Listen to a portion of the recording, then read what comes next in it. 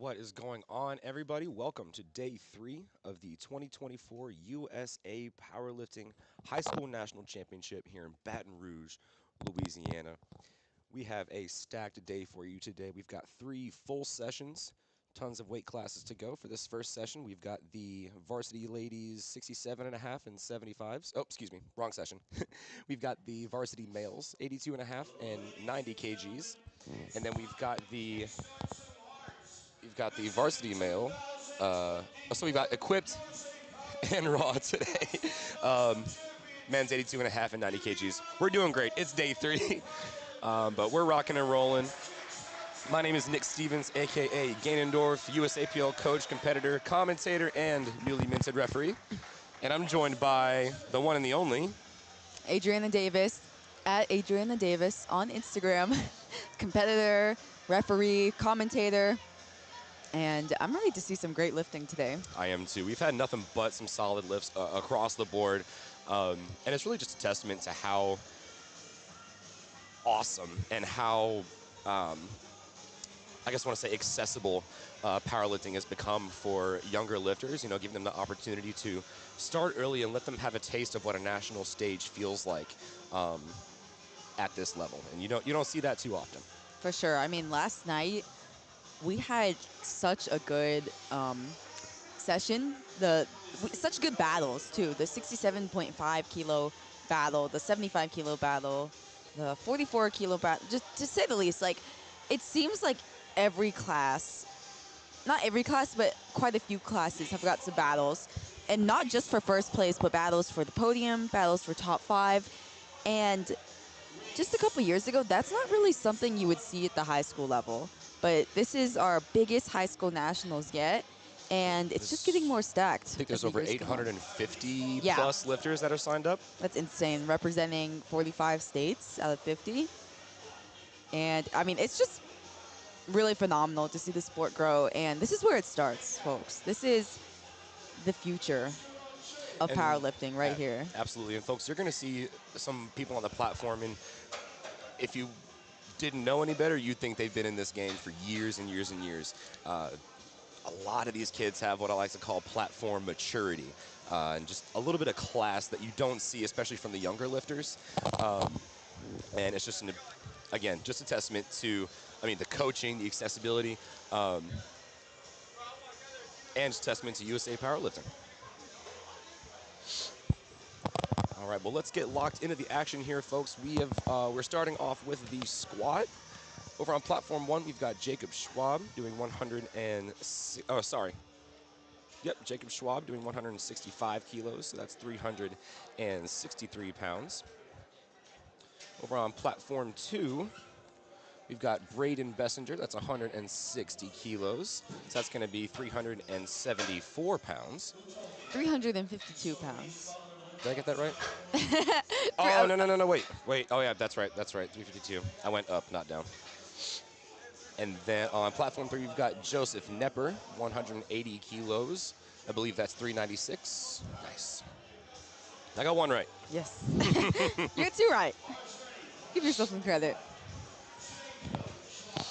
All right, folks. So for those of you that are just tuning into powerlifting for the very first time, I'm just going to do a quick brief overview of how today is going to go, as well as get into some of the rules, regulations for the squat, as well as the bench press and the deadlift when we get there. And Adriana and I are going to do our best to highlight the action on the platforms, give you all some insight as to what may be going on behind the referees' calls, lifter mindset, anything that could be going on backstage. We're going to try and give you the best look that we can. So first off, in terms of the entire meet structure, so we've got squat, bench, and deadlift. Everyone is split up into flights. Can vary by age, but a lot of these folks are in the same weight class, so it is by lot number that they're decided. And so let's say you're in the first flight on the first platform. You take your opener squat, then all the folks in the rest of your flight take their opener squat, and then everyone takes their second, and then everyone takes their third. It's a round system. Same type beat with bench and deadlift. Now, if you're looking on the platform, there are 3 referees on each side of the or 1 referee on each side of the platform, so 3 total. And in order for a lift to be considered a quote-unquote good lift, it needs to have at least 2 white lights, or needs to be approved by at least 2 judges, so majority rules there. And each of our referees are Category 1 or 2 national level referees. So these folks have been refereeing on the national stage for quite some time. Even those people, there's some that have been doing it for decades, even on the international level. Yep. And so with that, Adriana, can you tell us a little bit about, from the referee standpoint, some of like the top 3 things to look at for the squat? Sure. So for the squat, as Brendan on platform 2 is going to exemplify here, each lifter has 1 minute to get set up and to get that squat command. So you'll see Brendan get set up, gotta wait, gets the squat command, goes down, hits depth, comes back up, locks out, gets the rack command, 3 white lights, perfect textbook lift. So what we're looking for there is the lifter, when they get set up, before they get that squat command, they've got to be in a proper starting position. So they've got to have their knees locked out, have their hips not locked out, not be too like, you know, if the bar is way too low on your back, you're gonna get a replace command. We're just looking for you to stand up straight with the weight, right? Have control of the bar. Yes. If you're like moving around, you gotta wait until they're motionless. So lifter gets the squat command, goes down, hits depth, and depth is, it's notorious for being very difficult in the squat and one of the most called infractions. So typically, if you're gonna see a lifter hit a squat and then it gets 2 or 3 red lights and you're kind of like, whoa, what happened there? I didn't see anything wrong. Usually it's going to be a depth call. And Nick, what is depth? So depth, we're talking about the top of the knee crease. So when the lifter is at the very, very bottom of their squat, if you're looking at their hip crease, it should be a downward diagonal line from the top surface of the knee. Can't be a straight line with the surface of the knee, cannot be parallel, cannot be above. It has to be below that top surface of the knee, and it has to be viewed by at least 2 of our judges. Yes, and depth is, it's very hard to call. It's different from you're in the gym, you're watching over your videos, you're pausing at the bottom of the hole. It's very different from that because these referees, they don't have a slow-mo cam. They don't have video replay. They're on the platform live, judging your lift in real time. So it's a very hard thing to judge, and that's why at these national level meets you typically will see more depth calls, even though we do uphold the standard across all levels, just because these judges, as Nick said, are more experienced. They are international referees, national referees. They've just got more experience with making that call on the spot. So, and they've got a better eye for it. I mean, practice makes perfect. And if you've seen a lot more depth calls over 5 years, 10 years, decades even, then you're just going to have a lot more experience at judging that compared to, say, a local meet. So that's why it's really great to see lifters this young, and so many lifters this young, get into the game early, get that national level experience that's going to prepare them for bigger stages later on. We were talking a little bit yesterday about how, keep in mind, these kids are, 13, 14, 15, 16 years old. I don't know what y'all were doing at that age. I was screaming in Call of Duty lobbies, eating Doritos. These kids are putting some heavy steel on their backs and making it move. Yeah, I mean, just one fantastic lift that I remember from yesterday, Ben Tran hit a Teen 1 world record. Now, Teen 1 is going to be 14 through 15 years old. So he was 15 years old, opting to compete in the varsity division, and I believe he hit somewhere around 492 pounds, which is crazy to think as a kid that's 15 years old. And that's why watching these high school level meets are just so fantastic, because you never know where these lifters might end up. They could very well be future national champions, Arnold Pro Series winners, and they just have bright futures in the sport starting out this young. I mean, looking back just to day one, I can picture Andre Duval Yes, of course. broke three world records on bench press and squat. And I Yeah, that mean, was phenomenal. he was a firecracker. I believe he was a 52 kilo lifter. Correct me if I'm wrong, but I mean, I've never seen someone move so well. I mean, that I kid. think he was 75. 75. Okay. It's But folks that are still, just built for powerlifting. Yes, that day one was specifically meant for JV lifters. Yes. So that means that, I'm just realizing this now, that means that Andre was in 9th or 10th grade.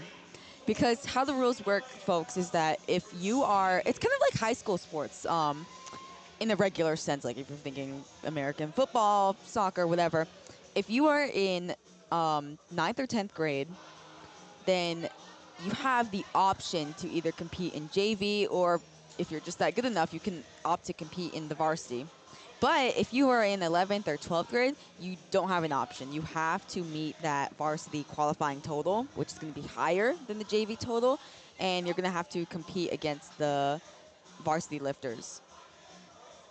Oh, and on platform 2, Joe had to replace the bar, but it wasn't his fault. Kind of avoided disaster there. The plates seemed to be sliding off a little bit, Oh, goodness. and that's not. He didn't get hurt, thankfully. We've seen plates slide completely off, and then disaster strikes there. But he had to replace it just because the referee noticed the plates were sliding off. I think that's a good call from the referee. Definitely, and that, I mean, goes to show they're quick on the draw. They're used to seeing stuff like this. And not only that, but they know how to respond. They know how to teach the spotters and loaders, and help them improve for the next lifter. Yes, especially since a lot of these spotters and loaders, they're working. Like, this is a 4-day This is their meet. third day in a row. That is some of these guys. Crazy, and a lot of them are in high school themselves. A lot of them are provided by Cajun Prep. Shout out Cajun Prep, coached by Travis Werner. He's our meet director today. And then Cajun Prep as well is our host team for this competition this weekend. And folks, if you hear us at home and you hear us saying random names that are not on your screen, that is because Adriana and I have the view of all three platforms. So we're going to be hopping between each of the three. We're going to let you know which one we're at as best we can. Speaking of, here's Joe on platform 2. 402 pounds. That's a good lift. And on platform 3 seems to be a fun one. It was a very competitive platform yesterday. Oh my goodness. And Eric Chen. Yeah. Oh my Eric gosh, Chen. what a show. I mean, the top 5 was such a battle in the 67.5s, and it quite literally came down to the last deadlift. yeah, it was phenomenal to see, and I think we're gonna see the same thing today. I mean, Derek's son on platform 3 just opened up with 220 kilos. Wow. I don't know how many of you could do that when And you were in high school, this but is just the first attempt of the first flight, folks. yeah, exactly. And it's looking like the raw 82.5 kilo class is, again, going to be a battle between the top 3, top 4, 5. How many folks are in the stacked. 82.5 today for the men? About 65. 66. Goodness gracious. I mean, that just goes to show Imagine how competing stacked it against is. 66 people.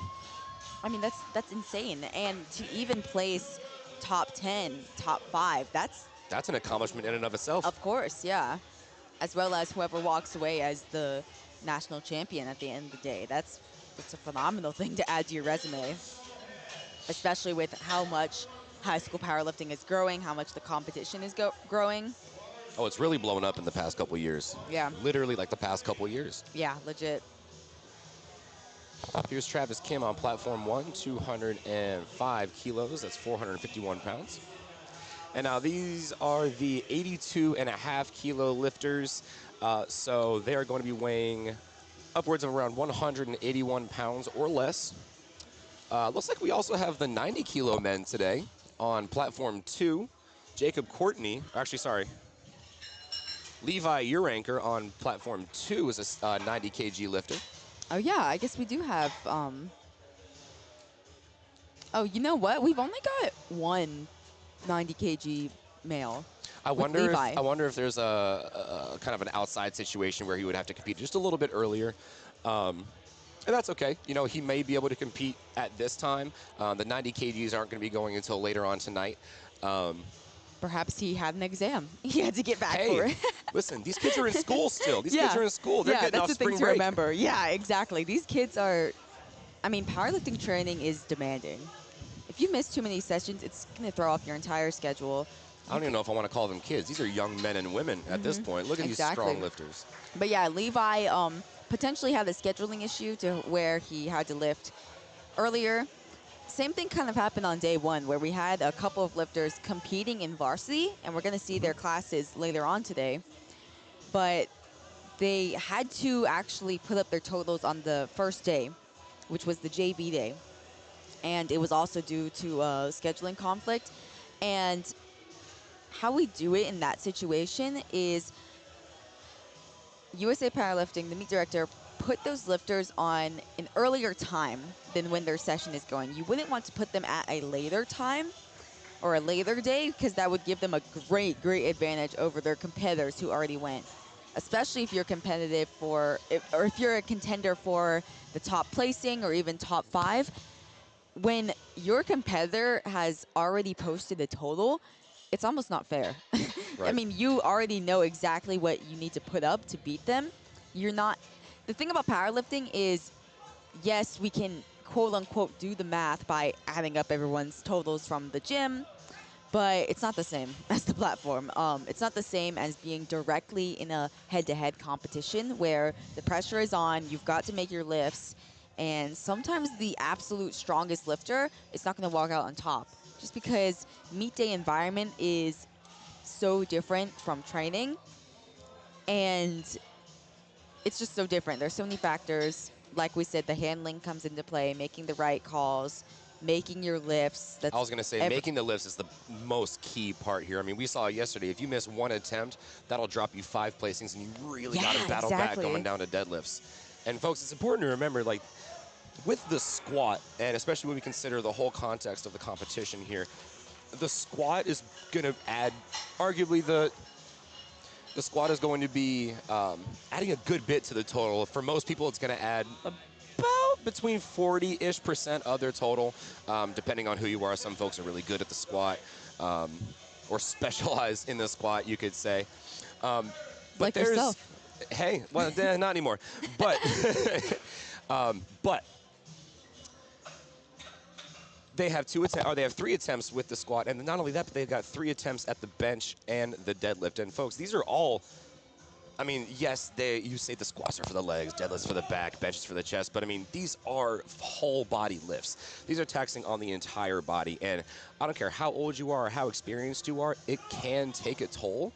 And that comes down to, like you were saying, comes down to the handling, comes down to really knowing your lifter and knowing what they're capable of on the day. Yes, on the day is the most important part, because you could take your numbers from training. You could say, hey, I squatted this. I think I could squat this in the meet.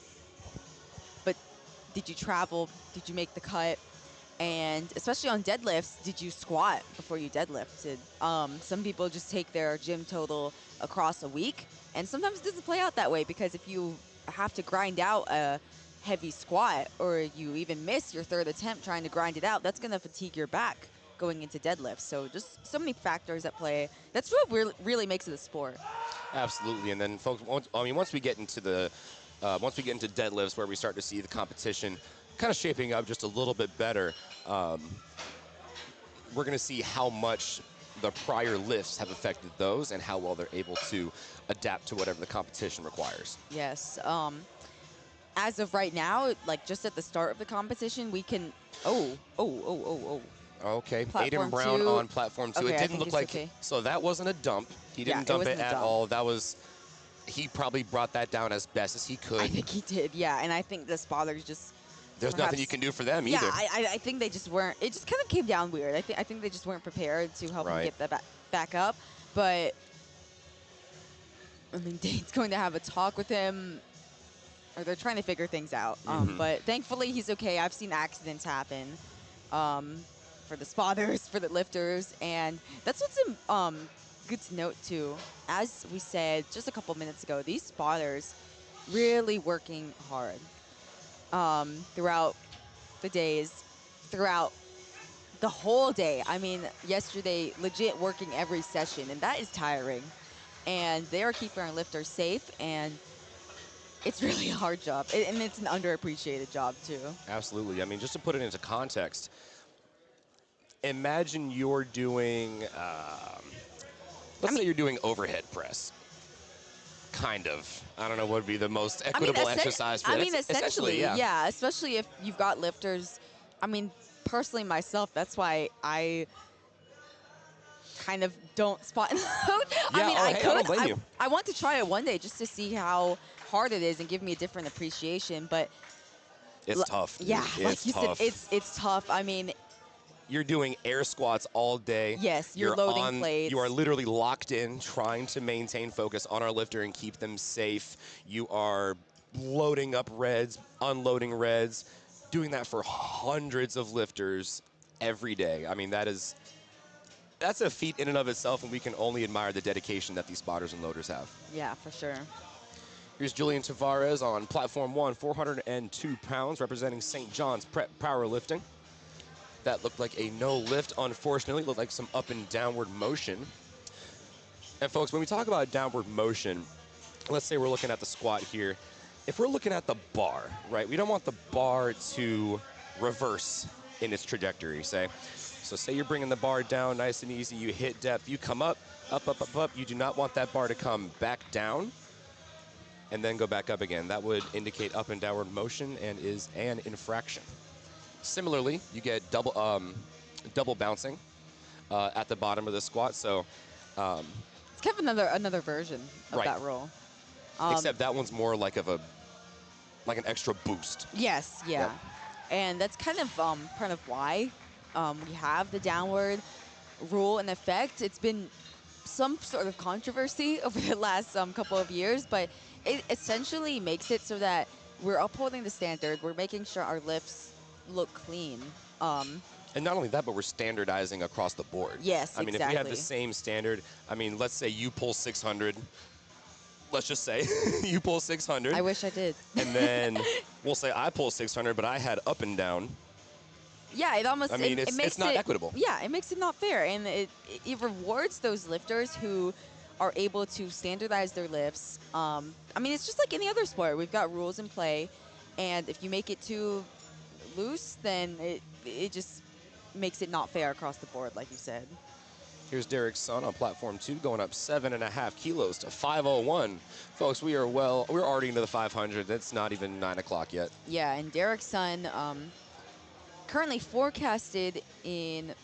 Oh, he actually missed that on. Oh, goodness. I believe the spotter's in the way, but I think he got blues for that. So a blue card indicates either up and down motion, which I don't think he had. It moved fairly well, or a soft lockout. Mm-hmm. So what I think happened there is the side judges either thought he had soft lockout at the start or the end of the lift. What does that look like, soft start?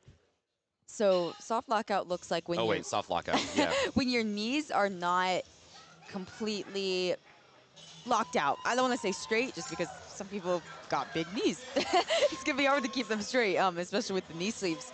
But the judges are just looking to make sure that your knees are completely locked out, because if you finish the lift and your knees are super soft, then it's almost like you didn't finish the lift. You've got to finish it 100%. And that just goes, it kind of plays back into standardizing lifts across Right. the board, making sure everyone is meeting the standard. And yeah, unfortunately for Derek, he was forecasted in 4th place, and now he's forecasted in 6th. So that's the thing, you've got to make your lifts. Every single lift is crucial in these battles. I mean, Derek's going to be fighting for likely top 5, potentially top 3. So it's that's why these battles are so fun, because yes, you could say, oh, this lifter did this in the gym, this lifter did this, but I don't think I've rarely seen a battle where everyone has gone 9 for 9. Yes. That's like a 5% chance. People Yes, miss because- lifts, Mhm. things happen. That's what you're saying earlier. Like squats typically make up around 40% of someone's total. If you miss that third squat, That's huge. yeah, that's huge, especially in the battle. Say you jump 7.5, 10 kilos, you're missing those kilos, leaving them on the table, and kind of opening the door for someone to take your place. That's right. Not only that, not only do you have to kind of pay attention to your own list, but you got to watch out for the rest of the competition. Yeah, you got to for keep sure. an eye out on how their warm-ups are doing. You know, I mean, obviously they say focus on yourself, but this is a competitive sport. Yes. I mean, if we want to get on the podium, we got to pay attention to the other lifters. We got to pay attention to what lifts they miss, what lifts they make, and how we can adjust from that. Yeah, there is an approach of just quote unquote focusing on yourself and making all of your lifts. Some people do implement that strategy where they just focus on their lifter. They just lift. Yeah, just lift. Make sure, because if you focus, there's a difference between paying attention to what your competitors are doing and almost paying attention too much, where you hyper focus Right. on them. You're chasing numbers. You're saying, oh, X lifter hit 500 pounds in squat. I only hit 480. I'm falling behind. I got to chase that 500. No, no, no. We don't need that. We don't need that added pressure already. Yeah, exactly. You've got to, as a competitor, as a handler, almost focus on what your lifter is doing while paying attention to the competition. It's a fine balance between the two. Absolutely. Here's Travis Kin on platform 1. He missed that opening attempt, but it looks like he will get on the board. So he missed that opener at 205 and then elected to go up 215 kilos. Ooh. Which is a sizable jump, 10-kilo jump, especially from missing the first. In what situations would you see that happen the most? I think we would see that happen the most when you're in some sort of battle and there's pressure to, like we said, if you end up missing your third attempt, you're leaving kilos behind. So that's kind of the same situation where if you miss your opener and repeat it, then you're kind of stuck, because where do you jump to from there? Do you jump to your planned second? Do you jump to your planned third? What if you miss your third on strength? Then you're left with only your opener. And that just really leaves so many kilos left on the table that you're missing out from your total at the end of the day. That's right. Folks, we're already on platform 3. We're already on to third attempts. We are cruising and bruising. Blaine Parsons going to take his last attempt at 451 pounds. Sean Wilson before him unfortunately missed that, but he did come away with 197.5 kilos. Yeah, we are actually on third attempts for every single platform now. Oh, nice. So now we're back to the top of the order on platform 1, where Shivan is going to take 172.5, and this is kind of that situation that we just talked about. He missed his opener, elected to go up anyways, and I'll admit I don't quite remember what he missed those 2 attempts on, but it's really dicey to decide to go up after your opener. It's really a tough decision. You don't want to leave the kilos on the table, but at the same time, you want to go on the board. Well, that looks easy. That has to be in. All right, he's on the board. Honestly, folks. Since that moved so well, I can only imagine that his first 2 attempts were likely some sort of technical issue, whether that be depth, whether that be jumping a command. That's also going to give you a no lift. But yeah, really glad he stays on the board there, because what would happen if he didn't? Oh, what a grind on 3. I'm so sorry to interrupt. No, you're my good. goodness. First I thought he was going to stop for a day. second. 3 white lights. Joseph Nebber, 3 for 3. My goodness. We can hear the celebration out here. Sorry to interrupt. I just got so distracted by that one. Yeah, yeah, he's super excited with that. He's really excited with that. Yeah, he's Walking stoked. right past us. Yeah, that is what is so fun about watching this sport, where lifters go out, they put in a grind, they're really putting it all on the platform. Almost like they're motivated, yes, dude. Almost giving their soul to the lift. Like, I have to make this third squat, especially if you're in some sort of battle, or even if you're not. You always want to go 9 for 9. That's right. the goal at the end of the day. That's going to build the biggest total that you can make, and it just feels good to make lifts. You've only got 9 lifts. This isn't some other sport where you're playing for 90 minutes. We literally have 9 minutes on the platform, and if you're missing one of those lifts, you're missing 1/9 of the game, pretty much. You're missing the first inning, folks. Yeah. So it's just really exciting to see lifters give it their all, and when they're able to crush it, make that third attempt, it's just the best feeling in the world. Absolutely. These kids have been training for months and months and months, and so to finally come to the national stage, the culmination of it all, once you get those good lifts, it's just a release of emotion. Yes, I mean, we're yeah. going to see some awesome celebrations today, and me personally, that's what makes me stoked about powerlifting. I love seeing other people just as excited as me about the sport, and It almost makes me want to cry. Exactly. These kids are putting their hearts on their sleeve, man, and like Yeah, we I mean, said, you could just see it in their face when, right. from the time if you're in the back room, you're seeing them moments before they step on the platform. You see them setting up, see them walking out the lift as Aaron does on platform 3. Like, just the sheer focus that they have on their face. And Aaron unfortunately misses that. And Aaron also kind of in that battle for top 5, but unfortunately with that missed squat, kind of leaves 5 kilos on the table there. Now, folks, when we do these projected numbers, it's called a forecasted total. And so this is just based on opening attempts and the lifts that were already completed, or the lifts or attempts that were on, or like the subsequent attempt. Yes. So say you got 2 squats, your next attempt will be up there as well as the rest of your openers. That plays into that forecasted total. Now, that could change at any moment. At the drop of a dime, someone could miss a lift, someone could change an opener, someone could bomb out, which just means they're disqualified from the meet. They don't hit any of their lifts within the discipline.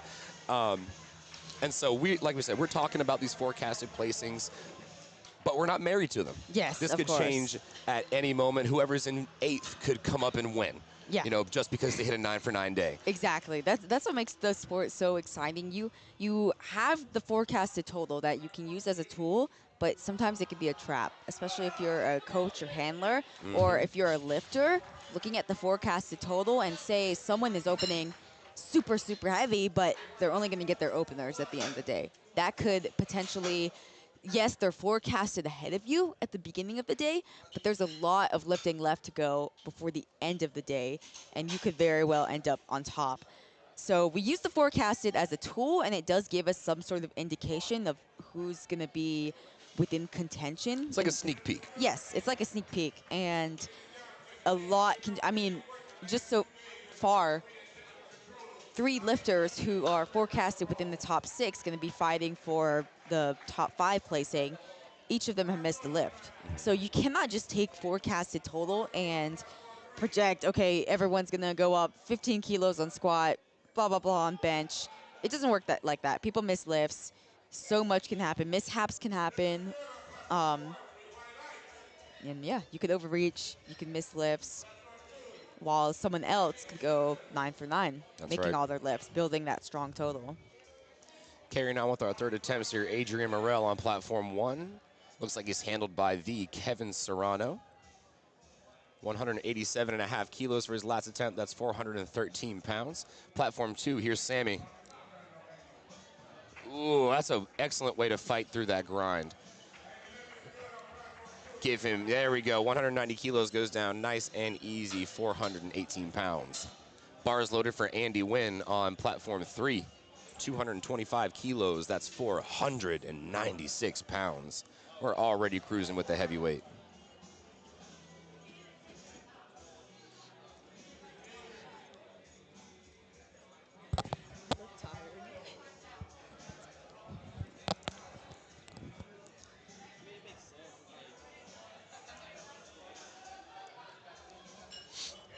Here's Adrian Morel, excuse me, and that 7.5 kilo jump from the second moved very well. And in terms of jumps for each of the lifts, there's different strategies that different coaches can implement based on the strengths of the lifter, and really just based off of the strategy for the best way they're trying to get pounds onto that total. And so some folks, good grab by the spotters there for Graham. He comes away with his opener, though. He's on the board. But we're looking at the jumps here. Some folks opt to take even jumps across the board. So let's say they'll go 10 kilos after their first, 10 kilos after their second, and then they'll take 10 kilos for their third. Good grind on platform 3 from Andy. Got to be good, and it was. You've got folks that'll do even jumps, like we said, and then you've got folks that'll do big to small. So say they'll do 10-kilo jumps, and then they might do a 2.5, 5, or 7.5-kilo jump going into the third attempt. Conversely, can do very small jump from first to second and a very big one from second to third. Yes. That one's not seen very often, but I mean, I've seen it before. This is very true, and that, like I said, that all comes down to the individuality of the lifter, and it really just highlights the individuality of the sport in and of itself. Dylan Mitchell with probably the biggest grind I've ever seen. Oh my gosh. There is no way. He fought through that. There is no way. 3 white lights. Phenomenal to see. I know that there was, yesterday we saw probably the best bench grind I've ever seen.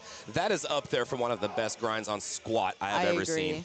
You want to talk about tenacity and grit. Sticking with it, too. I'm saying. Sticking with it, because some lifters, I mean, it just depends on their strength profiles, too. Some lifters, it's going to be tougher to grind out any lift, but when you see a big grind, you know, I mean, he was stuck at that sticking point for 5 seconds on our end. You know, for him, that felt like a whole minute. Oh, yes. Just sticking with it, just fighting through for that long a time. And, I mean, it's literally on his back. It's literally on these lifters' back, and they're fighting through, sticking with it, like just not giving up. Right. Showing that tenacity, like you said. Here's Andy Tran on one. 418 pounds. Another big grind on one, but he finds his way up. Was it deep enough for the judges? Let's see. Oh, unfortunately, no. That's going to be all reds on depth, folks. Coming up on platform 3, we are already on to our next flight of power lifters. Here's Andrew Leadham, opening with 264 pounds. He's representing St. John's Prep. Now, I wonder if that was low enough for the judges as well. Spotters jumping in the way there. That was good. Okay, good lift. Excellent. Now, Adrienne and I may both be commentators. I mean, we are, yes.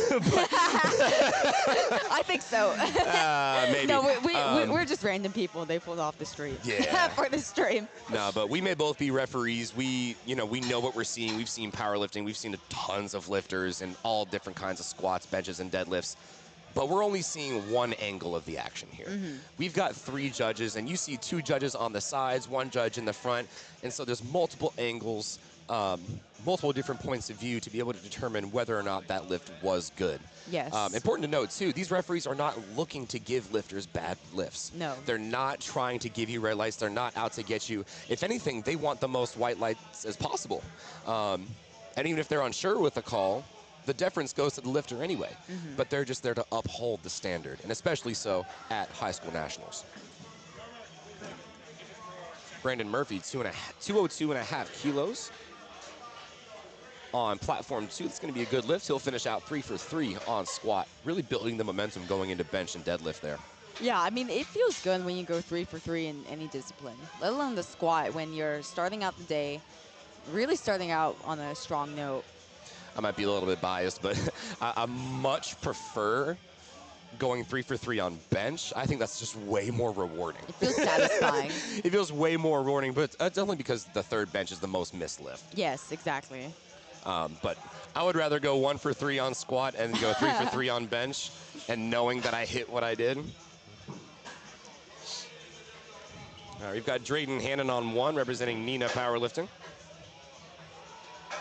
And Nina Powerlifting, oh my goodness. Another big grind on platform 1. There's so many grinds on platform 1. Someone turn the gravity down. 2 to 1, no lift for depth on the side judges. Ah, that's so unfortunate. I mean, it's unfortunate to miss a lift regardless, but when you stand up with it and then it gets called on some sort of technicality. Yep. And you've got 2 lifters, kind of what Yuli was saying yesterday. You've got two kinds of lifters, different mindsets when you go into your third attempts. You can either dwell or you can forget about it and focus on doing well. Exactly. Shout out Yuli for that good amazing quote.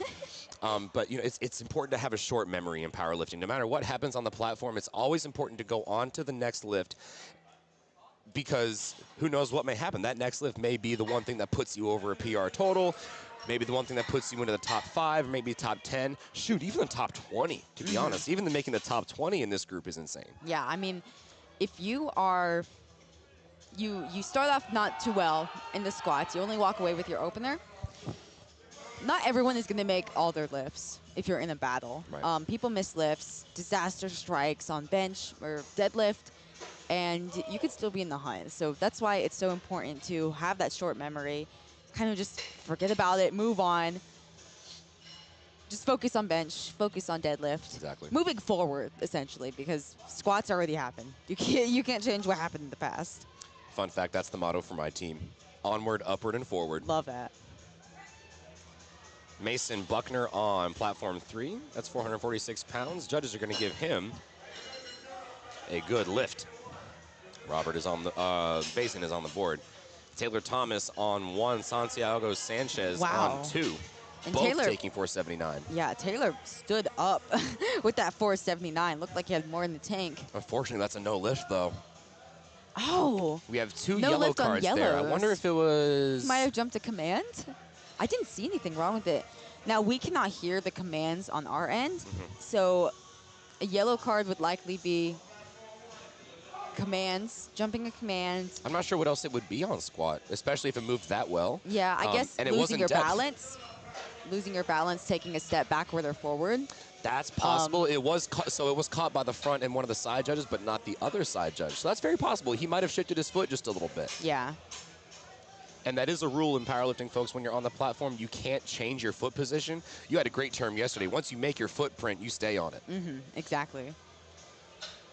That is true in the squat. So you could, if you start to lose your balance, shift from the toe to the heel.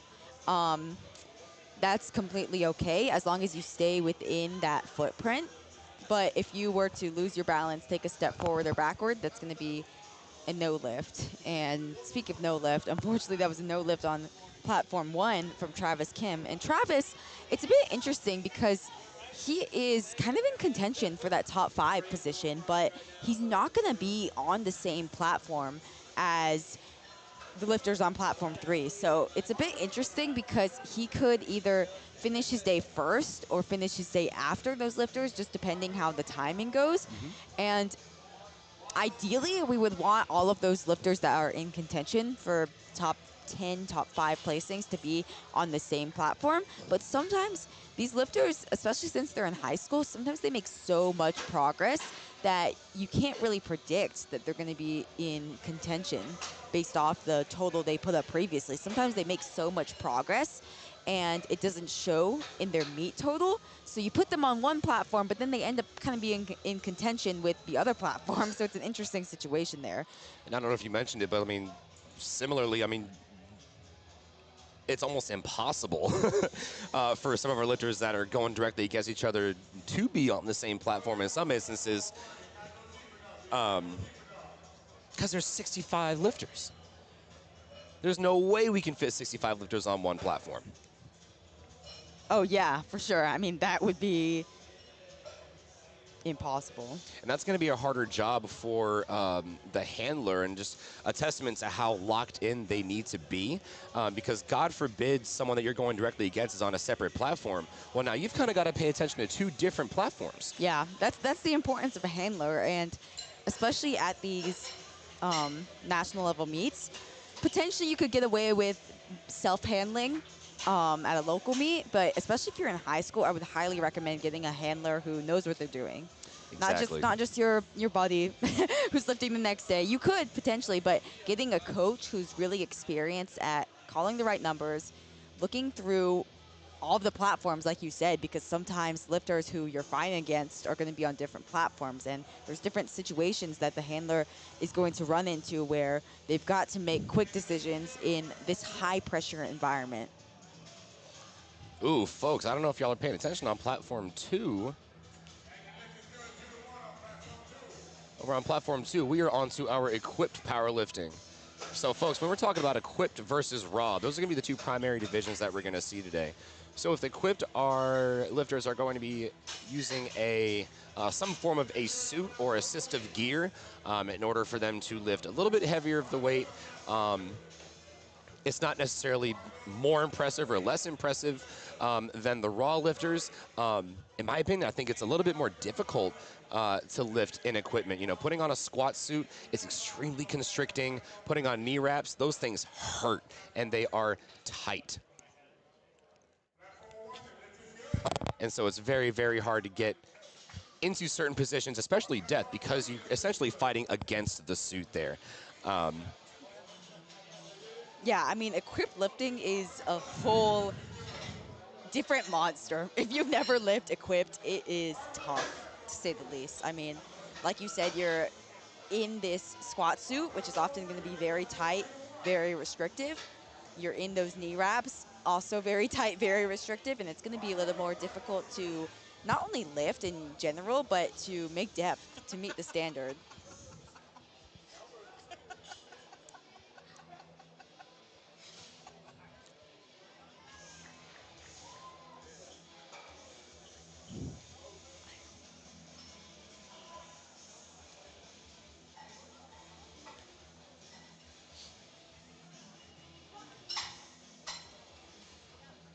I think we're on second flight for all three of our platforms today.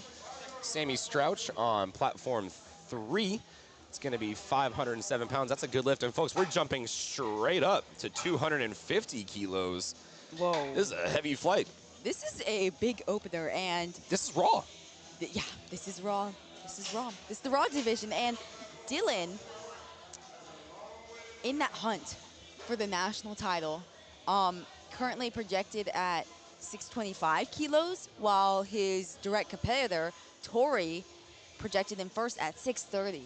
Good. That is a tight spread, and the lifter just behind him, Chislun, projected at 615. I mean, And we've got platform tons 3 of is lifting so, left. Yes, And that's just projected based on very, very early in the day, and Dylan is going to blow my God, up dude. 250 kilos. Come on. Last warm-ups are in the warm-up Let's see what the room. judges say. 3 white lights. We could see 6 for him.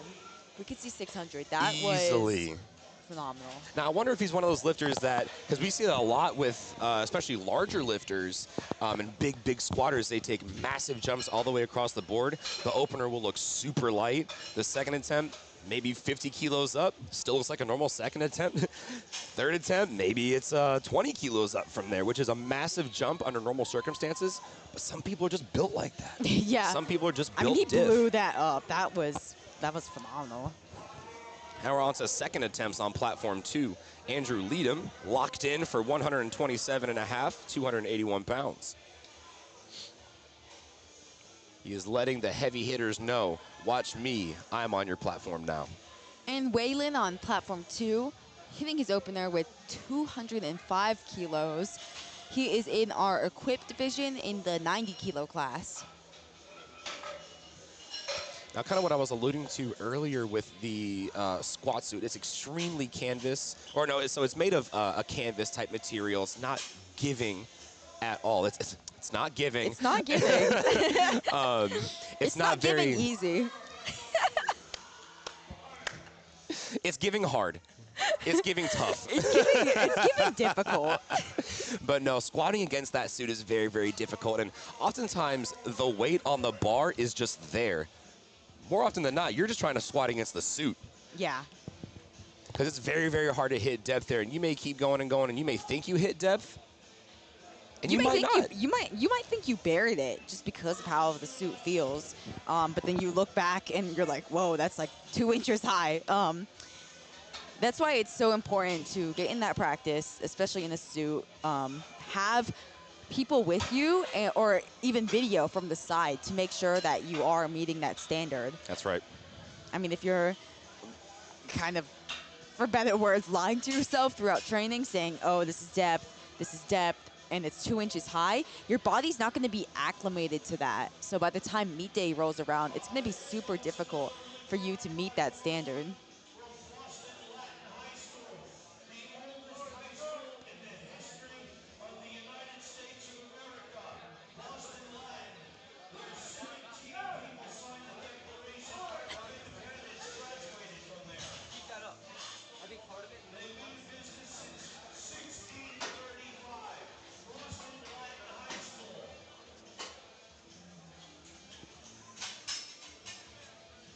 Christian Lee on platform 1, easy 172.5, rocking one of my favorite SBD colorways, the OG navy blue and gold. Shout out SBD, our presenting sponsor for the High School National Championship.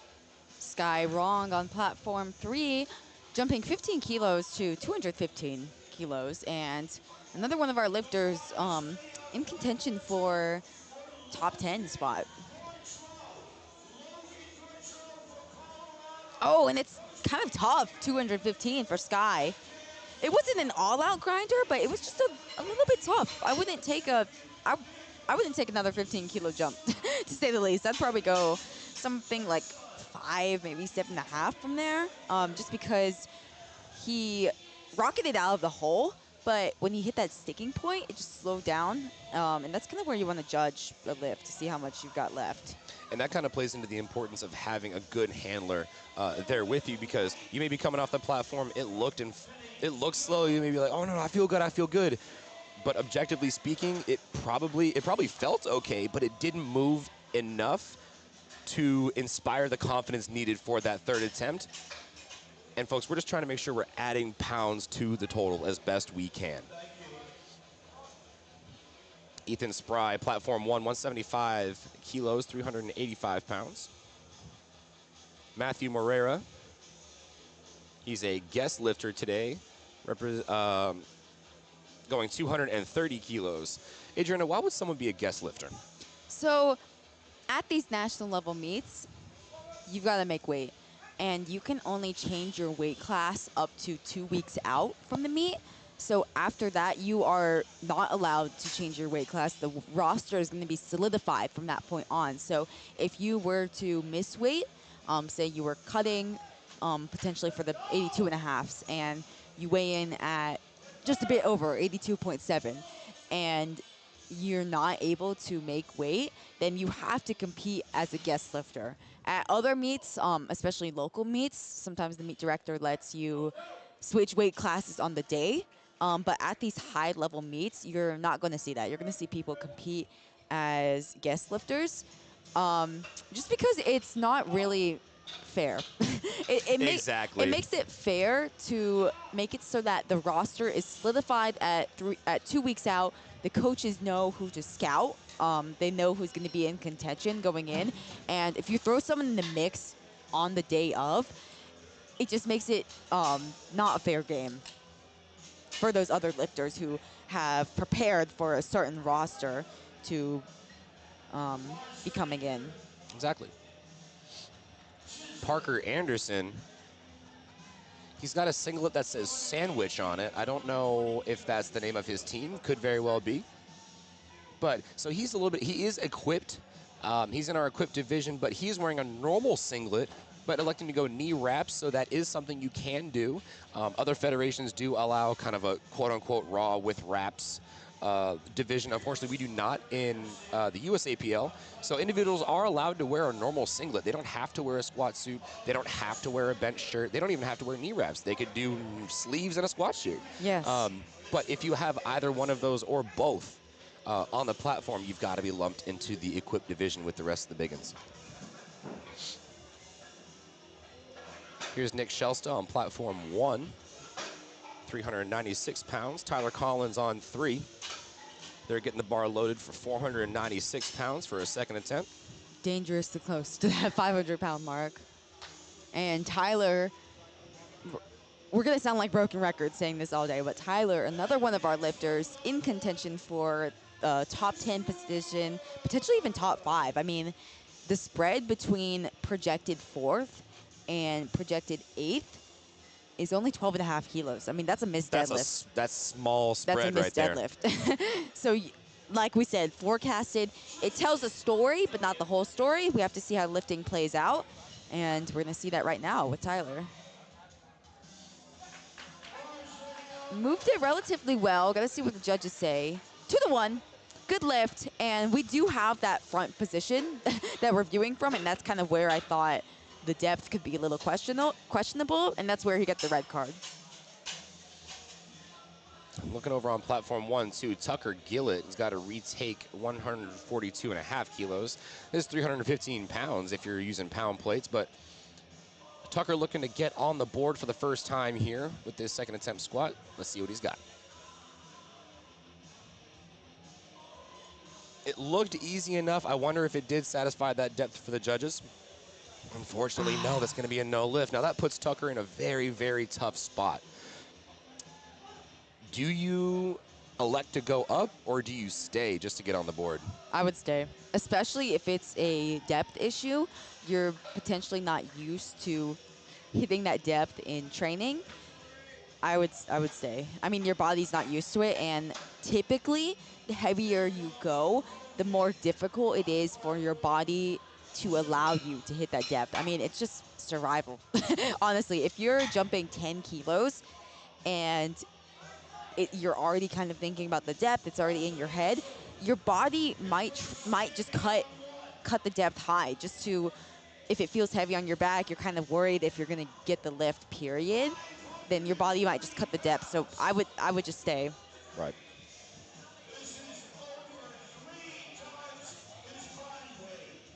Oh, and on platform 1, I think we have a situation potentially where the spotter grabbed the lift early. So I think the chief referee is talking to the lifter right now and potentially could give him a relift at the end of the flight. So with a relift, a lifter would have to retake their, let's say, second attempt at the very end of the flight. And that is the only time when you could go down and wait, when you have that sort of relift situation.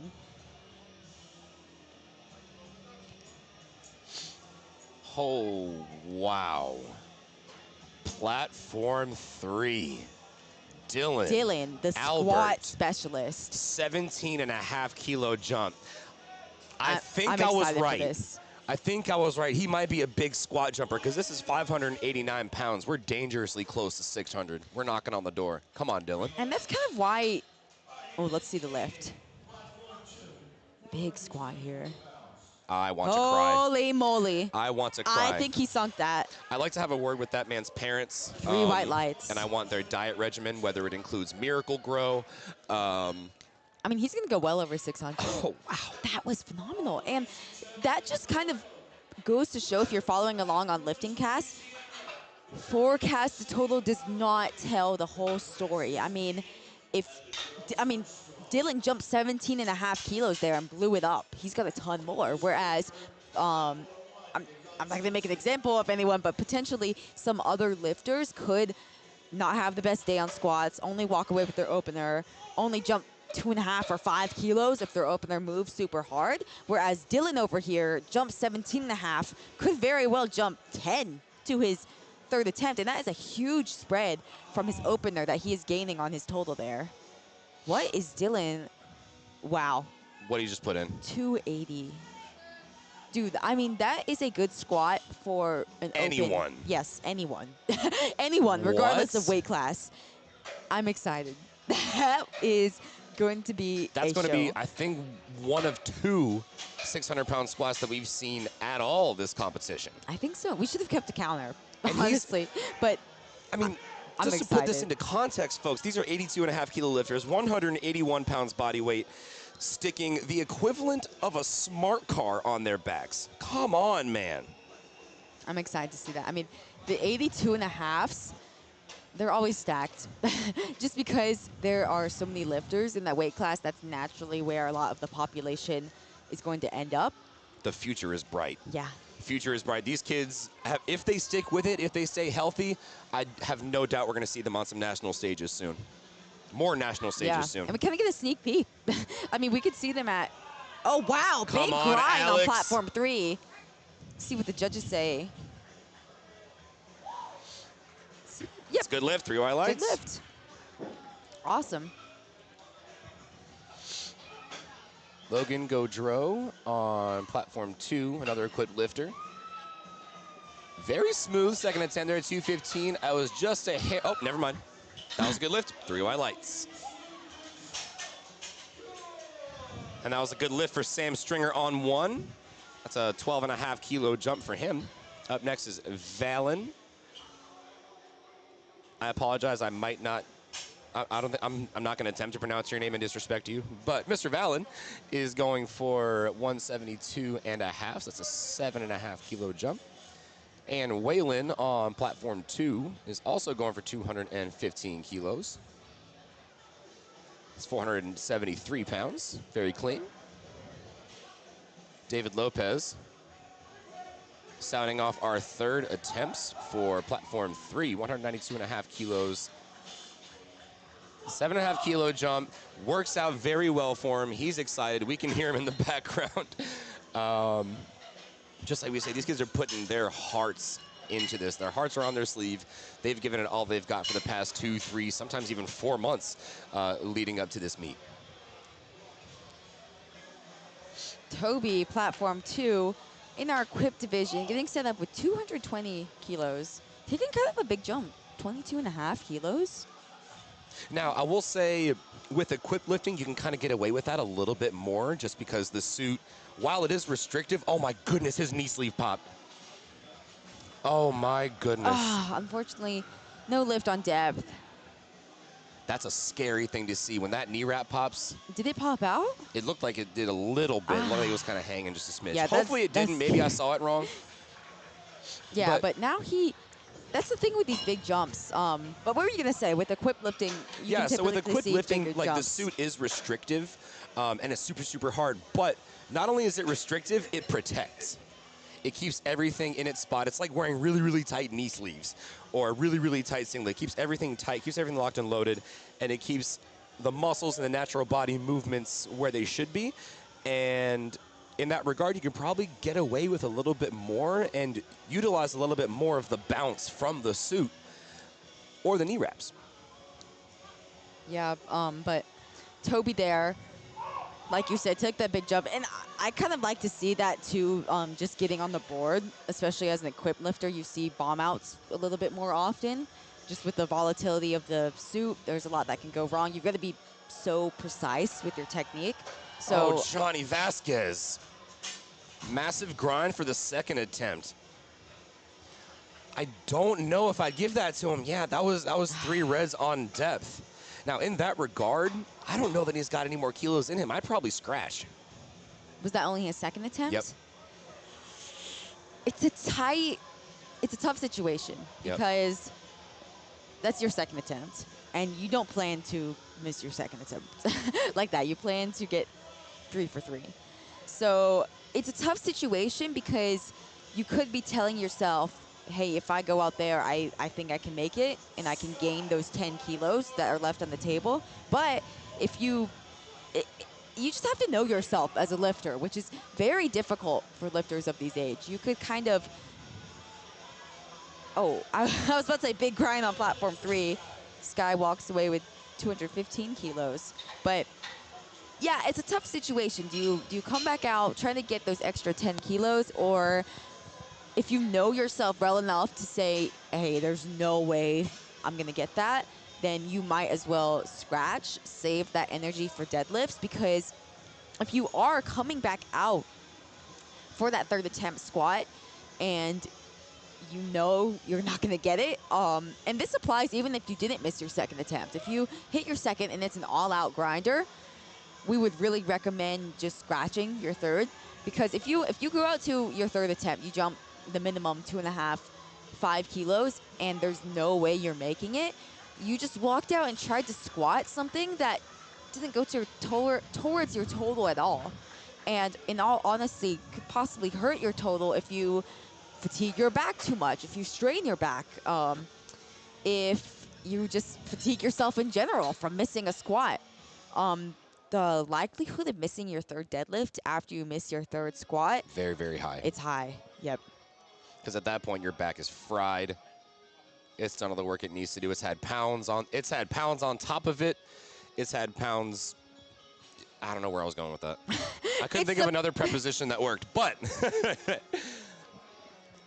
I think Strength Through Cinema himself, Michael Gagne, made a nice analogy. He said all the lifts are technically back lifts. Yep, I feel that. I mean, deadlift 100%. Yes, that's based off of the back. Squat. Chilson, oh my God, wait, he's one of the ones up for the top 5, I believe. Yes, he is. With a 12.5 kilo jump. And yep, he went 3 for 3. We just saw him hit 227.5. That's that big milestone, 500-pound number. And yeah, like you said, currently forecasted in 3rd place. And now at the moment, it looks like Dylan, even just after second attempts, is kind of running away with it. Or, well, the forecasted includes his big jump from the squat for the 3rd squat. So it's kind of an interesting situation where, yes, on the forecast, Dylan seems very ahead. That's if he makes his 3rd squat. And not everyone makes their 3rd squat. Exactly. So it's really great job from Chislin to go 3 for 3. And Tyler Collins is also going to want to do the same, as he's projected in 5th right now. Making those lifts is just so important. And Tyler, unfortunately... That's a good grab there by the spotters and loaders. Good grab from the spotters. Tyler, unfortunately, misses his 3rd squat. Took a big jump there, too. 12.5 kilos. And unfortunately, that dropped him to project him to 7th. Yeah. It's so tight. And it's crazy that it's going to be a battle all the way from, I mean, kind of 1 and 2 going at it, 3 in there, and then a battle to hit the top 5 as well. It's going to be tight between those lifters. Yeah, we've got 3 lifters, 6th, 7th, and 8th, with the same forecasted total. Wow.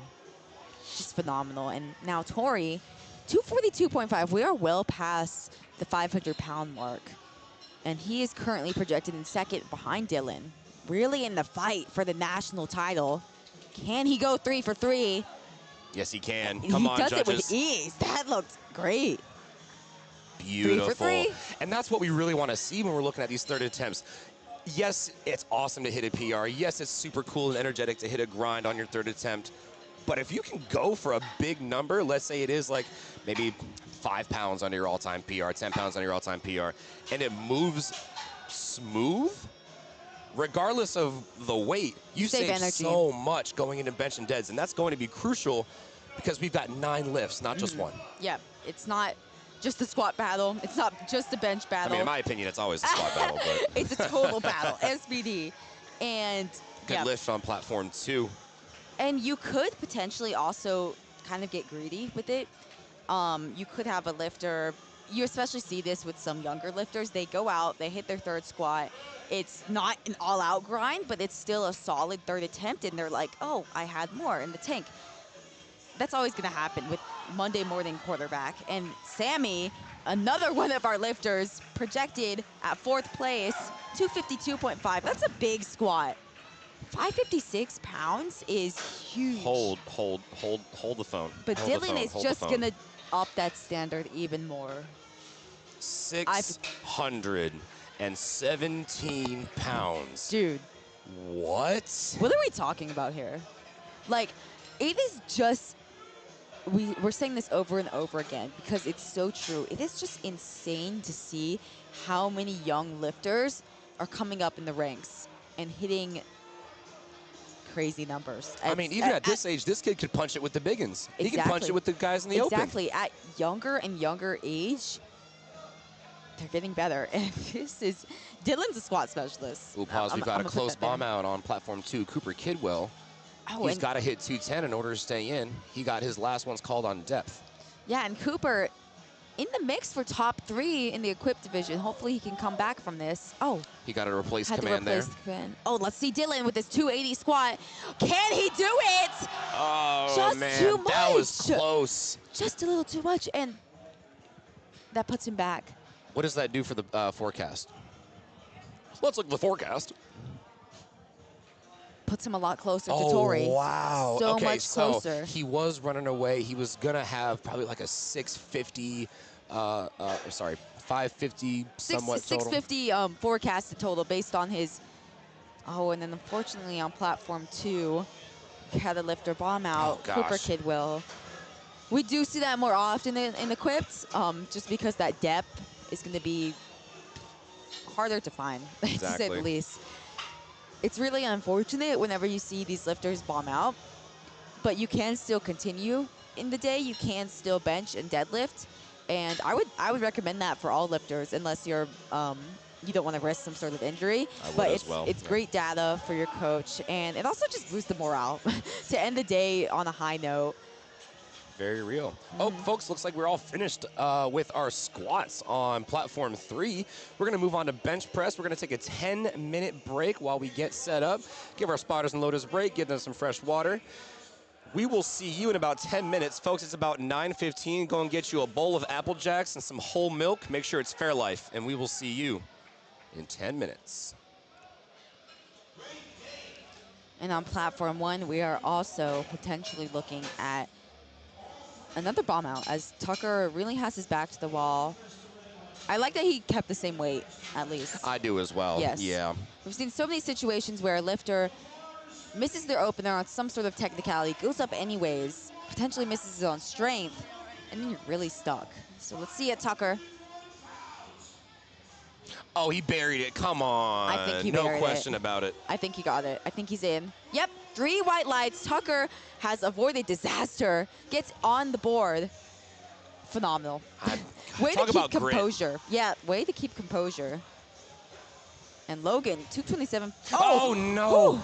Okay, so that is going to be a no lift because he did change his footprint. He misstepped, but more significantly more important, he is okay. Yes, yeah. Because in a suit where movement is already restricted, That's scary. That's really that scary. small of a misstep could be disastrous. Yeah, so big work shout from out the to the spotters spotters. and loaders. Wow, that woo, that scared me. It's scary. I mean, watching these equipped lifters, that's unfortunately or fortunately part of what makes it so exciting is that you're going to have just a lot of weird misses, honestly, just because the equipment is so, it makes you so precise on your technique, and it makes it so that one little thing goes wrong. If you were in raw lifting, potentially you could correct that, but with the suit, there's just a lot that could go wrong. Exactly. John Kaludas on platform 1. Toby on 2, not able to find his way up with 230. So he did go up, tried to, so another situation here. We missed our second, tried to go up for the third. Might have bitten off a little bit more than we can chew. We're going to have to battle back through bench and deads. Yeah, that's kind of the situation where, I mean, these lifters, especially when you're so young, and even in competitors in the open, you're aiming for these numbers, whether it be a big milestone or just your goal for the meet. You want to hit that, of course. We're human. We want to hit our goals, but humans have expectations. Yes, yeah. And sometimes if you miss your second, you say, hey, we're going to go up to our planned third anyways. Sometimes you can miss it on strength, and then you walk away with just your opener. So that's why it's so important to take what you have on the day. Build Johnny the best total you Vasquez can. with a big grind. Is it going to go? It won't. That dog won't hunt, unfortunately. Comes away with his opener. And Parker Anderson, platform 2. Another one who missed his second attempt, is on the board, got his opener, missed his second, not sure what it was on, potentially on depth. Goes up anyways to 257.5.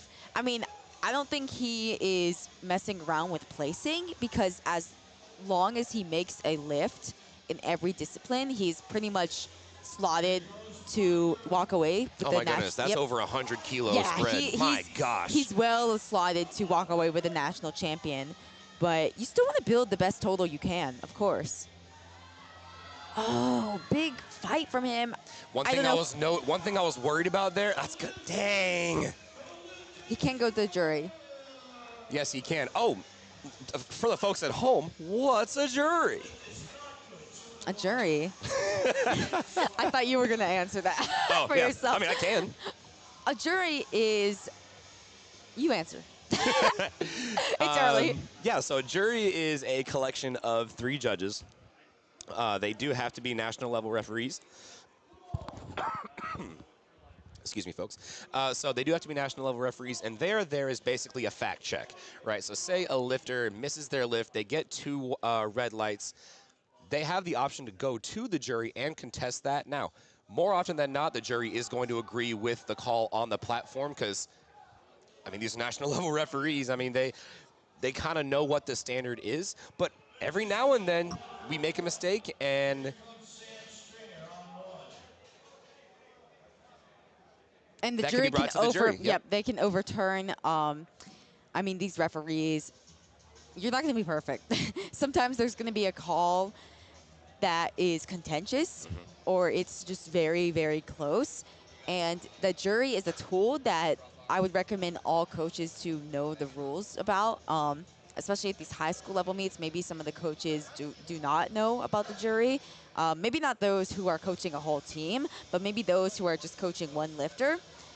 Especially if it's like a parent or a friend coaching them, they might not know about the jury. And it's an important tool that you need to know about, because Exactly. especially if you're vying for a top placing, you need to know that you can use the jury to your advantage. If you miss your third attempt deadlift, we see this more often in deadlifts, honestly. Miss your third attempt deadlift, and it was for top 3, and it was a close call. You have the privilege of going to the jury, trying to contest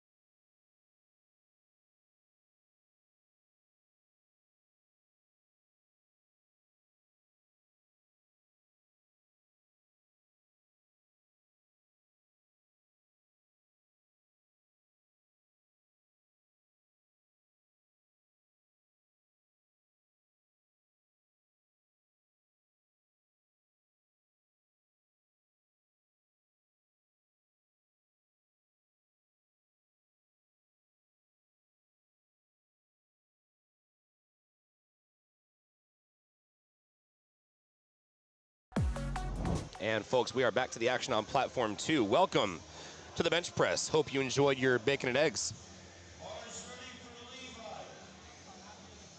Levi is going to be starting off on platform 2. He's our lifter who is competing in the 90 kilo class, our only lifter in the raw 90 kilo class this session, electing to lift a little bit earlier, potentially a scheduling info. And now that we are on the bench press on at least 2 platforms, we can kind of get into it now. So with the bench press, you've got 3 commands: the start, the press, and the rack command. So with that start command, the referee needs to see that your elbows are locked, butt is on the ground, feet are in contact, and you are in complete control of the bar. Now, once you satisfy that, you will get the start command. You bring the bar down to the chest. It has to remain motionless on the chest. Can't be hovering, can't be bobbling, can't be bouncing. It has to stay completely motionless in the view of the head referee. From that point, once the referee deems it has become motionless, you get the press command. Yes, sorry, just got a little bit distracted here. But then, once you finish the press, once you lock out, get those arms locked out, and you're still showing that you are in control of the bar all the way to the end, you'll get the rack command. That's probably one of the ones we see the most jumped. Yes, for sure. A lot of folks don't really train with that rack command. A lot of folks just press and throw it right back into the rack. You've got to wait that extra second or two for the head referee to show that, yes, you can really control that weight. Yeah, we don't want to give a lift that, even though a lifter has a strength for it, if you don't show complete control of the weight, we've said this time and time again, you've got to have a standard across the board for these lifters to make it a legitimate sport, almost. Exactly. And now going into kind of the rules of the bench press, aside from the commands, what are some of the other things we're going to be looking for? So, as you said, we are going to be looking for the shoulders to stay in contact, the butt to stay in contact. That's a big one. Some lifters, if a lift gets really tough, they end up lifting their glutes off the bench. It makes it a little easier. So the butt's got to stay in contact. Feet have got to stay flat on the floor. Some federations allow you to just have feet in contact with the floor. In USAPL, you've got to have your entire foot flat on the floor. So missing any of those points, especially the butt and the feet, that would give you a yellow card by the referees, which would give you a no lift. And yellow card could also be for jumping the command. Like you said, you've got to listen for the commands. And a blue card is the other most common one. So a blue card would be either up and down motion or soft lockout. And the soft lockout is going to come from the elbows. So the referees are looking for your elbows to be relatively straight, kind of like the knees. They don't have to be a straight line, like, I mean, because the elbows will pop out a little bit, but Exactly. You've got to be locked out with the elbows, as Aiden on platform 2 demonstrated beautifully. Sorry, locked out, locked in. Yeah, exactly. You've got to be locked out, locked in with getting those elbows. You've got to train that way. I've seen some lifters always train with soft elbows throughout their training, and it comes back to bite them when they're on the platform because you're not used to having that extra little range of motion at the top of the lift. All right, we're now on to, looks like fellow family member Richard Stevens. We're not actually related, but he's a brother to me. 135 kilos locked in, 297 pounds.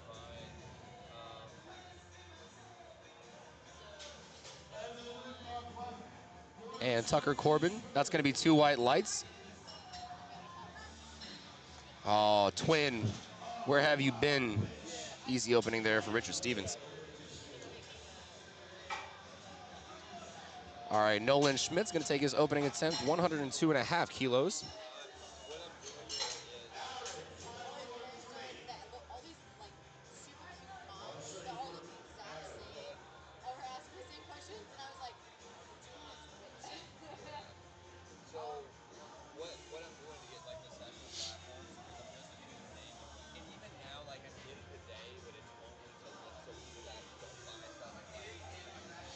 All right, here's Nolan Schmidt on platform 2, 102.5, that's 225 kilos. A casual 2-plate date for the lad, and over on 3, Aaron Potzel. 147.5. That is a good lift.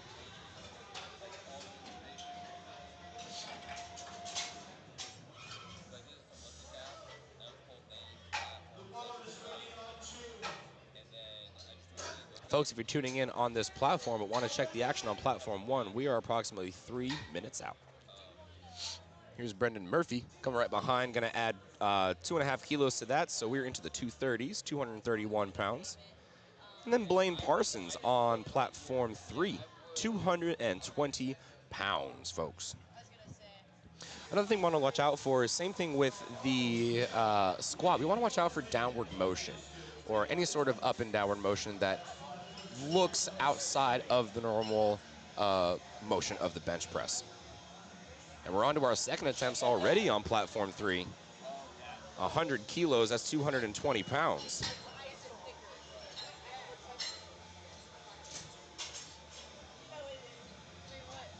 And coming up to platform 3, Caleb Miller. He did miss that opener at 225 pounds. So he is going to retake that, which is a smart choice. You most often don't want to go up there because then you run the risk of missing that lift on strength.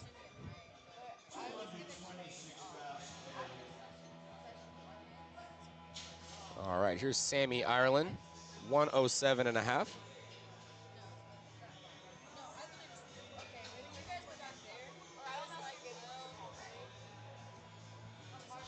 All right, here's Caleb. Can he find his way up? I think he does. Yep, Mans is on the board. Mans is hot, Caleb Miller.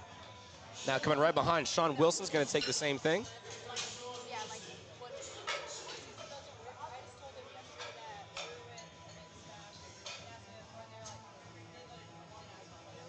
Folks, we are 1 minute out from the action on platform 1. Jackson Hanks. Platform 2, 242 pounds, 110. And he's gonna give 110% of all of his efforts today. Shout out the supplement company and the mastermind, Kevin Papa. Just released the new dill pickle lemonade flavor, out now.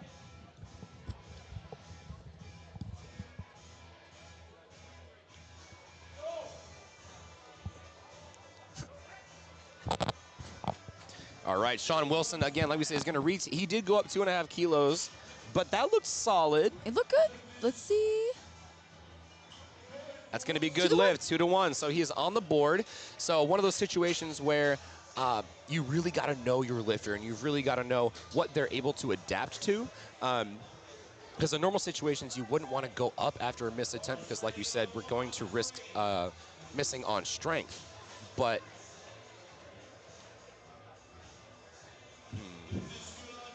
I lost my train of thought. Sorry. You're just gonna know your lifter well enough to know if it was just a little mishap, that they have the composure, that they could come back and correct it on the second, even if you go up by a small amount, 2.5, 5 kilos.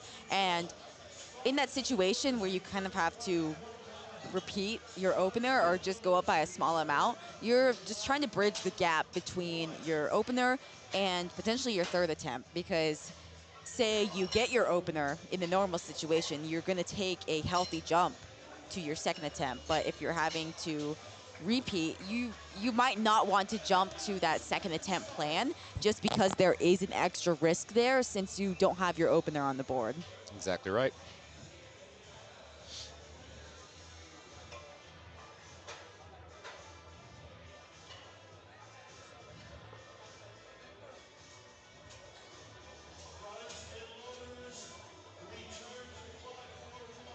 Platform 1, we're back locked and loaded.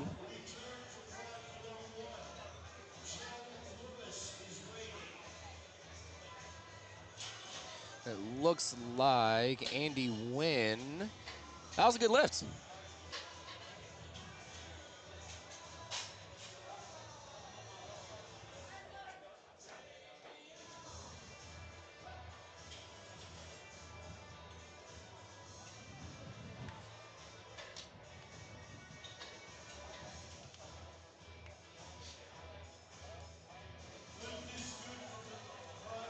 And we are now officially live on all 3 platforms.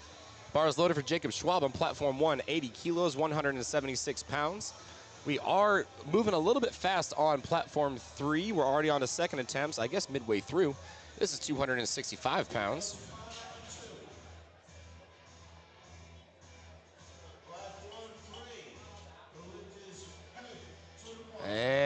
That's a good lift on platform 2 for Connor Scott, 264 pounds. And that was a good lift for Joseph on platform 3 as well. Coming up behind Dylan Paul, same weight, bars loaded.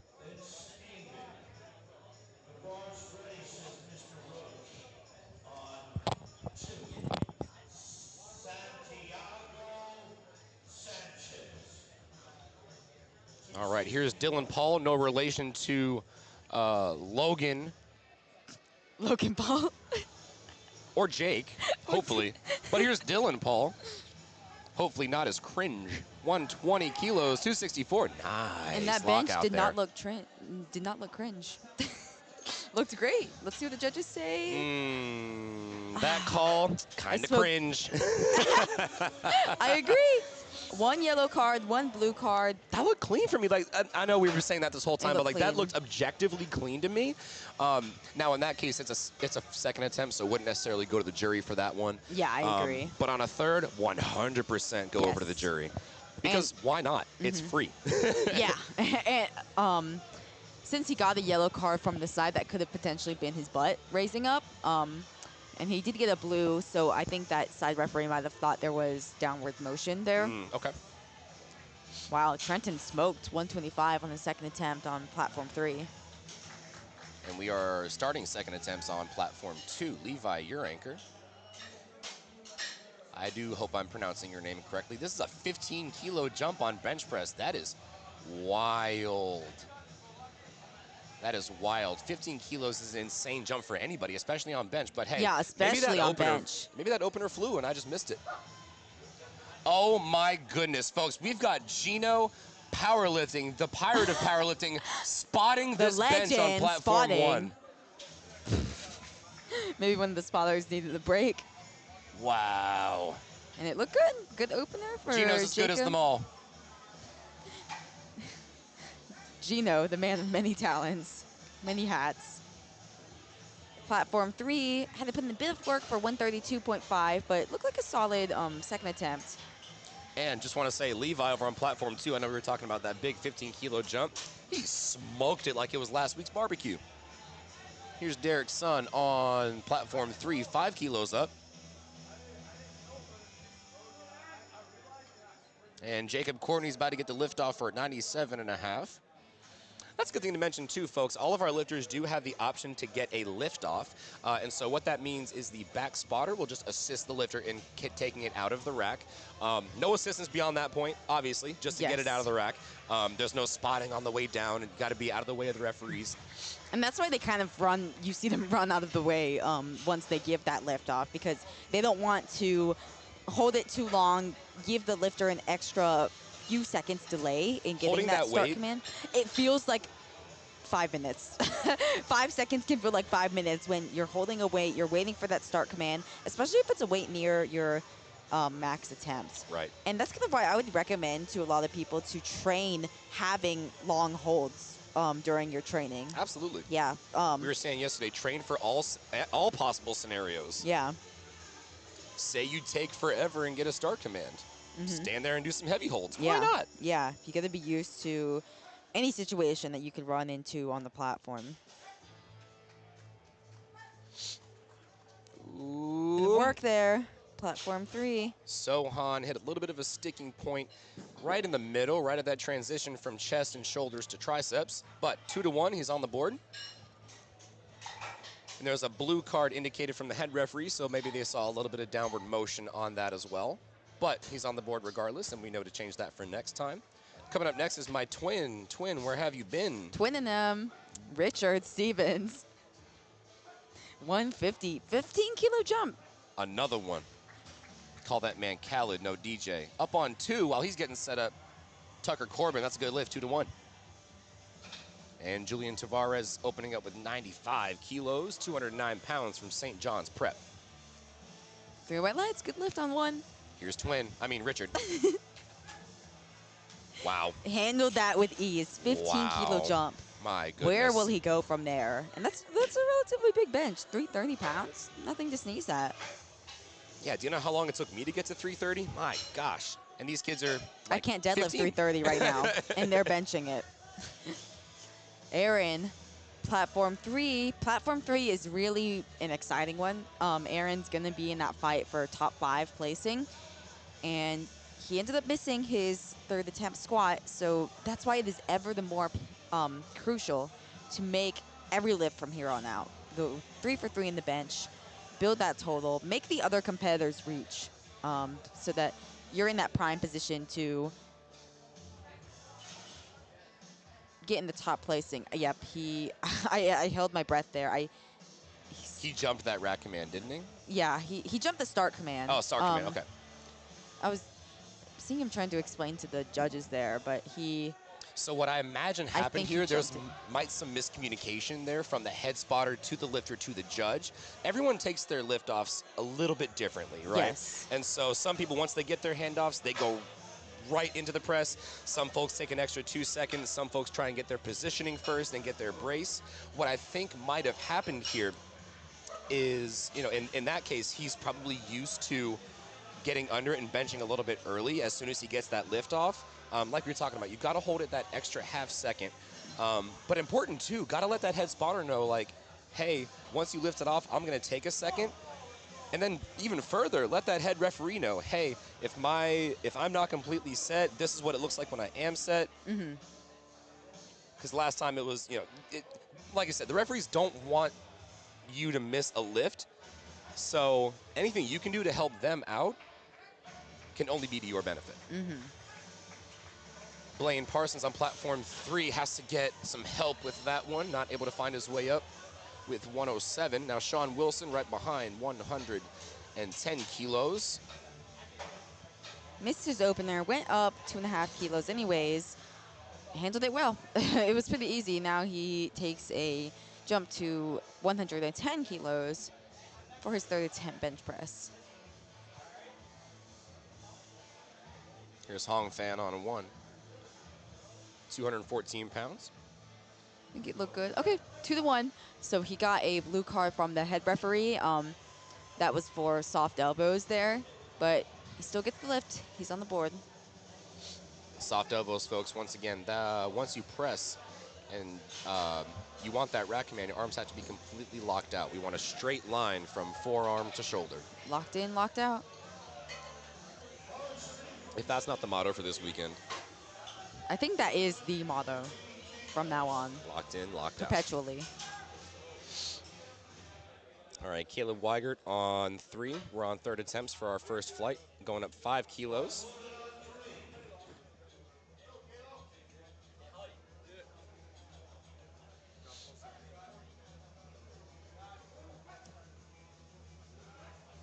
Brandon Murray, platform 2, makes easy work with the second attempt, 115 kilos.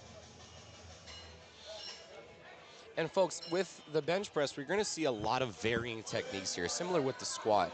You're going to see differences in grip, width. Some folks opt for a close versus a wide or vice versa. You're going to see differences in descent speed. Some people like to tank it to the chest. Other people like that slow, controlled tempo. You're going to see soft touches, and you're going to see sinks. Soft touches just means a very, very soft touch on the chest. That way you let the head referee know it's motionless. that it Give is me that press command. Yeah. And a little bit harder with the sink because you're sinking it into your belly. It's technically looking like it's still moving down, so it's harder to get that press command there. But it does provide you a little bit more power off the chest. Yeah, it just comes down to preference. The lifters' strength profiles where they're strongest. Like if they're stronger off the chest, they might choose a wider grip. Stronger with the triceps, might choose a little bit of a closer grip. And that's part of what makes powerlifting interesting too. You're not gonna, imagine how boring it would be if it was the same thing. Everyone had the exact same form across all 3 lifts. That would be so boring. It's really interesting to see how the individuality. Yes, and how each lifter plays to their strengths in order to maximize the weight lifted. Just as for Noah Jackson, 102.5, 225 pounds from Cross Legs Powerlifting Club. Mega close grip there. Close grip. He also sunk it just a little bit there as well. But he got a decently fast press command, so even with that sink, he was able to show the referee that he took it motionless. That bar has stopped moving. And I deserve that press command.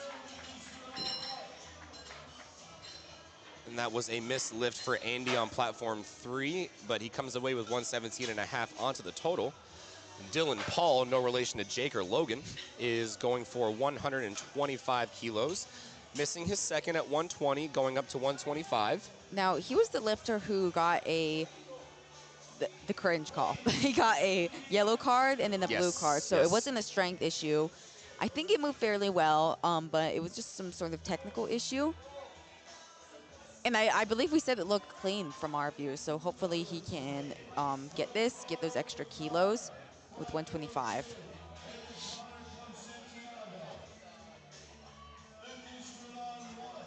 Here's Dylan. That's the issue. Not able to get out the chest, folks. That's the dicey thing with missing a lift and jumping up anyways.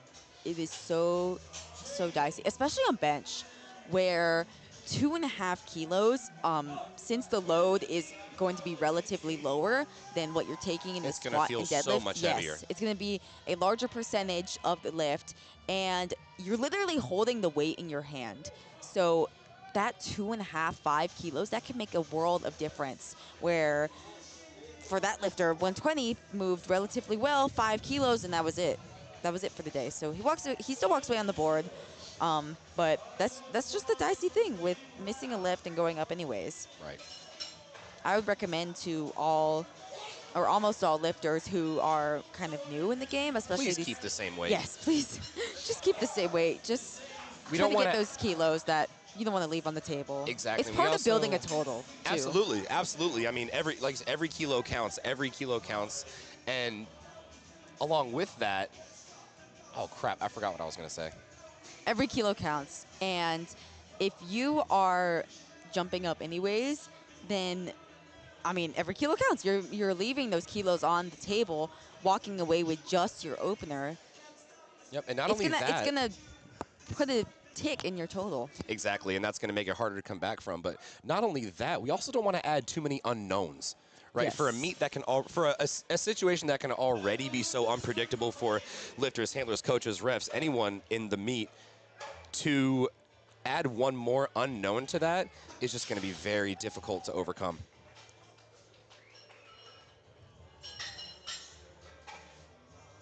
Up next on platform 1, Evan Lampkin. We're still on openers there. 275 pounds.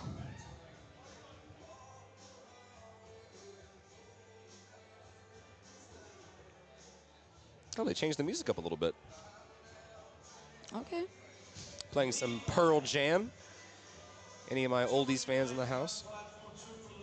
Never heard of them. You've never heard of Pearl Jam? I'm just kidding. I have. Okay. Woo! You know, it's like even flow. Yeah, no, nothing? Okay. All right. Here's Evan Lampkin. Interesting, they're going to give him that. Okay. That was a bit tough for an opener. Let's see if he gets it. 3 white lights on the board. Now, I'm interested to see. I'm glad to see he got that start command a little bit early, but it looked like his elbows were just a little bit bent. Now, some people are just built like that. Some people just have anatomical, I want to say limitations, but anatomical aspects that may not allow them to lock out completely fully. Maybe they have some bicep issues. Maybe they just have, interesting bone structure, whatever it may be, that may not be able to allow them to lock out completely fully. Derek Sun, 3 for 3 in the bench, turning around from missing his second squat, coming back, hitting it on his third, going 3 for 3 in the bench, and that's going to help him out with his total. He's currently forecasted in 5th. And it's a shame that he is in the first flight, whereas the lifters he's going to be going against, I mean, some of them are in the first flight as well, but a couple are in the second flight, where he is going to end up having to finish his day first. But he's going to be trying to put up the highest total he can, trying to pull into potentially 3rd place, but likely more like 4th, 5th, just going to try to place as high as possible. And he really built momentum there, going 3 for 3 in the bench. Absolutely, and it's huge. Like we were talking about at the very beginning, we have to make our attempts. Every attempt counts. Like we see with Derek, he did a lot better job of solidifying that 5th place and widening the gap about 30 kilos projected from Richards. Oh, sorry, I read that wrong. It's so tight. Never, It's I read so that tight way between- wrong. Oh my gosh, that's a very tight race. 2.5 kilos between Derek and twin Richard Stevens. But hold on. Your twin is putting in a record Hold up. that Hold we are up. going to see in just a few attempts on platform 3. You're going to want to tune into this. He has jumped 28 kilos. It's got to be in the name. Got to be. I think it might be. Let's try to see what sort of record it is. Now, we did have a situation last night where there was a bit of mishap with what records could be taken. So the rule goes that you are only allowed to take records that you are, for the division you are registered in. Absolutely. So this isn't teen nationals, this is high school nationals. So you technically should not be able to chip a teen record because that would give you sort of an unfair advantage. If you're a teen 1 competing against the teen 3, then likely those teen 1 records are going to be lower and you're going to have an easier time getting that extra chip. Exactly. Now, Aaron, big bench here, 165. Missed his second, went up anyways. Can he come back? It's dicey. We see that time and time again. Lifters miss an attempt to go up anyways. And now I want to say that this does play into the experience of the lifters. Yes, when you're going into a meet, I mean, obviously you want to keep adding pounds to the total, but you get more meets under your belt, you realize it's a lot easier to stay in the pocket, you would say, and make sure we just get on the board. And we sound like broken records time and time again, building the total. It really, really comes down to getting the most kilos you can on the day. So if you miss your second and it's a dicey proposition, you're not 1,000% sure that you're going to get your third by taking a jump, just repeat the second. It's totally fine to, it's kind of a gamble. It's Sure. like you're retaking your second, leaving potentially the jump you would have made to your third 5 kilos or so, but you're gambling by jumping to that third attempt weight. You're gambling all of those kilos from your opener to your third attempt. So it's just dicey. Now we have a situation on platform 3. Yep, this is the exact same situation we ran into with last night's session. Yep. So Richard with 178 is trying to take the teen 2 world record in the bench press, 178. All right, and now they got that sorted out. So this is exactly what we talked about. He cannot take that chip because it would be an unfair advantage to the other competitors to take a chip in the teen division when this is high school nationals, not teen nationals. So they bumped up his attempt by 2 kilos to make it be An even 180. Yes, an even 180, a standard attempt that you can take. And this is a huge bench. And this is a huge jump. 396 pounds. 30 kilo jump on bench. For twin Dick Stevens. We're going to see how it goes because 150 did fly. And I was like kind of thrown off by how well it flew. So we're going to see. We're going to see. I want to see him do it. Let's see this world record, teen 2. Come on, Richard. It's not going to move, unfortunately. It's just too much. It's not going to go. And hey, he's not happy with it, unfortunately, but I mean, he's still got a good margin within that first place spot going into deadlifts. Yeah, and I mean, if you're going to try to take a shot at a world record or American record, this is the place to do it. Absolutely. You're never going to, I mean, you might be on the national stage one more time, but I mean, especially you only live if, once. Yes, especially if Richard, he was 17. This could be his last year in high school. So this could be the last opportunity that he has to take that teen 2 record. He could be, I mean, he's going to turn 18 at some point, and he's at the top of the teen 2 class. So, hey, it was a big jump. It was dicey to take that big of a jump on bench, but I applaud him for taking a shot at it. For going for it. Yeah, hey, just go for twin, it. I respect it. On to our second flight of bench press on platform 3. Alex Lamb's going to start us off with 181. Hong Fan on platform 1, 3 white lights. cruising with our second attempt benches on 1, third attempt benches on 2. Now, Braden electing to go the same weight for his third attempt, but I don't think it's going to budge. That might have been just a bit big of a jump. 7.5 kilos, not exactly sizable, kind of on the higher end for a bench jump. And for some folks, you know, I mean, we see, especially with our lady lifters, 2.5 kilos Can make comparative all the to the body weight. difference. Yeah. 2.5 kilos comparative to body weight, that could, that's an alert to gravity to say, hey, I got to stop this. Alex Lamb a little bit slow through the lockout there on 3, but slow, folks, is a lot different than slowing down. If it's slow, it's consistent movement. It's something that you're confident in finishing. But if it slows down, that means that there's a sticking point involved and that You've got to judge there's it some off the extra sticking things point. to overcome there. I've seen so many people where they potentially have a closer grip or they're just stronger in the chest where it shoots off their chest and it's so fast, but then it slows down as you transition from the chest to tricep usage. And since it's so fast off the chest, they might say, oh, I've got 5 kilos, I've got 10 kilos. They make the jump and it's just too much. You've got to judge it off the sticking point as a handler and as a lifter. Andrew Leadham on 3, going for a very wide grip there. That's a good lift. Up on 1, Finnegan Bruker, 10 kilos up. Handled it well. Looked pretty good for a second. Now 10 kilos definitely on the high end there for a bench attempt. I mean, don't tell Dylan Albert that. But like you said, he handled it very well. He's going to come back good for his third. Here's Graham on 2. Not able to find enough juice off the chest there. Now, question for you. What effects, if at all, aside from range of motion, would having a super high arch do for our lifters? Now, the main one is going to be the range of motion.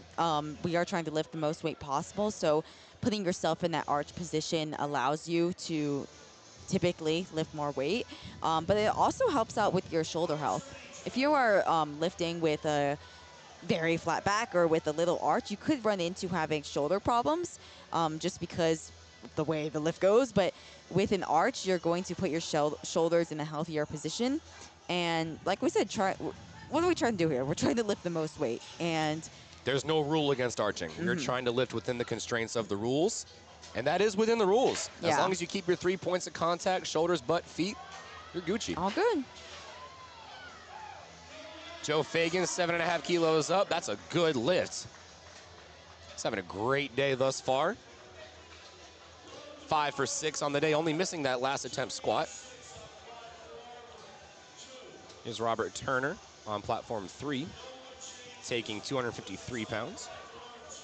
Noah Jackson on 1 blew up 112.5 kilos. 2 to 1, good lift. Again, seeing a 10-kilo jump. It's a big jump, but these lifters a lot of them are handling it well. Oh, Connor Scott, great job.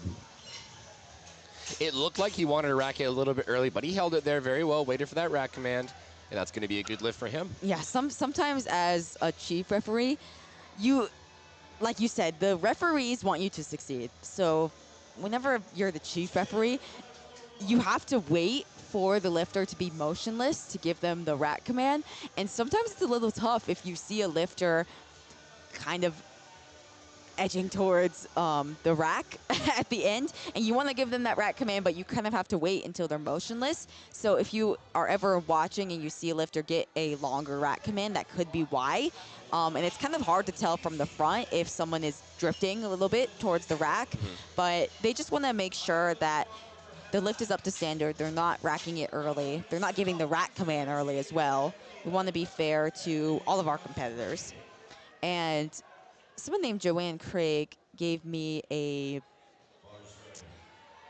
different perspective on being not necessarily a tough judge, but just following the standards. You might feel bad as a referee, especially as a newer referee, if if a lift is very contentious or very close and you have to give that red light, you have to call it as it is, you might feel bad, but at the same time, you're just being fair to the other competitors. Exactly right. If you're a referee and you're just giving out gifts, these squats are high, these benches are, they jump the command or their butt's coming up. If you're giving out gifts to quote unquote be a nice referee, That's not helping them. It's not helping. You're not being fair to the competition. The other competitors are going to turn around and say, hey, I could have placed over this person if they didn't get that squat that was egregiously high. So Right. that's why these referees, they are really committed to upholding the standard. And I think we saw a lot of that, especially after last year's Raw Nationals. Yes. We saw, it was the biggest Raw Nationals ever, but we also saw the most bomb outs ever in a national championship. Yeah. Which is huge. That's not something you want to see, but. And people are kind of talking about those depth calls, especially. Exactly. Depth is one that is controversial at some point. Exactly. And we're trying to uphold the standard. If I know and you do too as a referee, when someone's about to bomb out, you feel terrible. Especially if you bombed out before, as I have, you feel terrible. You know it's not going to feel good for the lifter, but you cannot just give out gifts. Imagine a lifter is about to bomb out. You know their squat is high. You give a gift. They end up placing within the top 5. That changes other lifters' game day plans. It changes the positioning. So these referees, they're trying to judge each lift on its own in an objective point of view. Here's Chislin Niang. I'm going to ask him how to pronounce his name when he gets back here. 132.5 kilos, that's 292. Chislin in the fight for top 3, potentially top 2, potentially 1, depending how lifting plays out. He does have a pretty high deadlift opener compared to Tori, who's right ahead of him. So and he blew up that opener. He's going to, at least based on openers, people could change their openers up until 3 minutes before the fight starts. And he potentially will have the deadlift advantage. And could you explain a little bit what the deadlift advantage is? I know we're not on deadlifts, but just looking ahead at the battle here. Yeah, of course. So with the deadlift advantage, it's so the story of the meet isn't going to be told until we get to deadlifts, right? There's like we said, up until this point we've been looking at forecasted placings. Now, once we get into deadlifts, you are able, if you're able to load any heavier weights on there, comparative to your competitors. Anyone else comparative to the competitors, that's going to give you just a little bit more advantage because let's say you're in the top 3, right? Let's say there's 5 kilos separating each of them, 5 kilos from first, second, and third. Third individual sitting in third has deadlift advantage, opened super, super high. He may be able to come away with the win should he be able to pull more than what his competitors do because he's used to deadlifting. That's his specialty. Yes, and because he is going to have, if you've got the last deadlift of the day, you're going to have that advantage of knowing what your competitors have already done, knowing exactly what you need to total to beat them. And on your third attempt deadlift, you're going to have 2 changes. So you can see some gamesmanship come into play. Adrian Morrow on platform 1 missed his opener, went up 10 kilos anyways. See how he handles it. Not quite sure what he missed his opener on, but I imagine it was some sort of technical issue. Let's hope he breaks the trend. Yeah, let's hope he gets this. Come on, Adrian. Oh, yeah. Oh, it looked clean. That looked like an opener. It looked like a little bit of soft elbows right at the end there, but not seen by the referees, so that's a good lift. He's on the board. Yeah, looked good. Now, here's Tori Fasciano, like we said, currently projected second, but is trying to get as much on the bench as he can so he can fend off Chislin for that second place spot. It looked like a good lift for him on platform 3. Yeah, 150, that's a big bench opener. He could potentially cross over the 350-pound mark, 160 kilos. He could definitely cross over that by the time we get into his third attempt. And we've got bar loaded on platform 2 for Matthew Moreira. 275 pounds. Up next on 3 is Alex Lane with 192 pounds, representing Boston Latin. I believe they're coached by executive committee member Eric Cordero out of Boston. The man, the myth, the legend. One of the staples of executive powerlifting. He's done a lot for this sport. I mean, he's coaching one of the biggest high school teams at this meet. And he's really just doing the business of powerlifting. I like to say that quite a bit. Just doing the business of powerlifting, giving back to the sport whenever you can. Yes, he puts in a ton of work into giving back into the sport.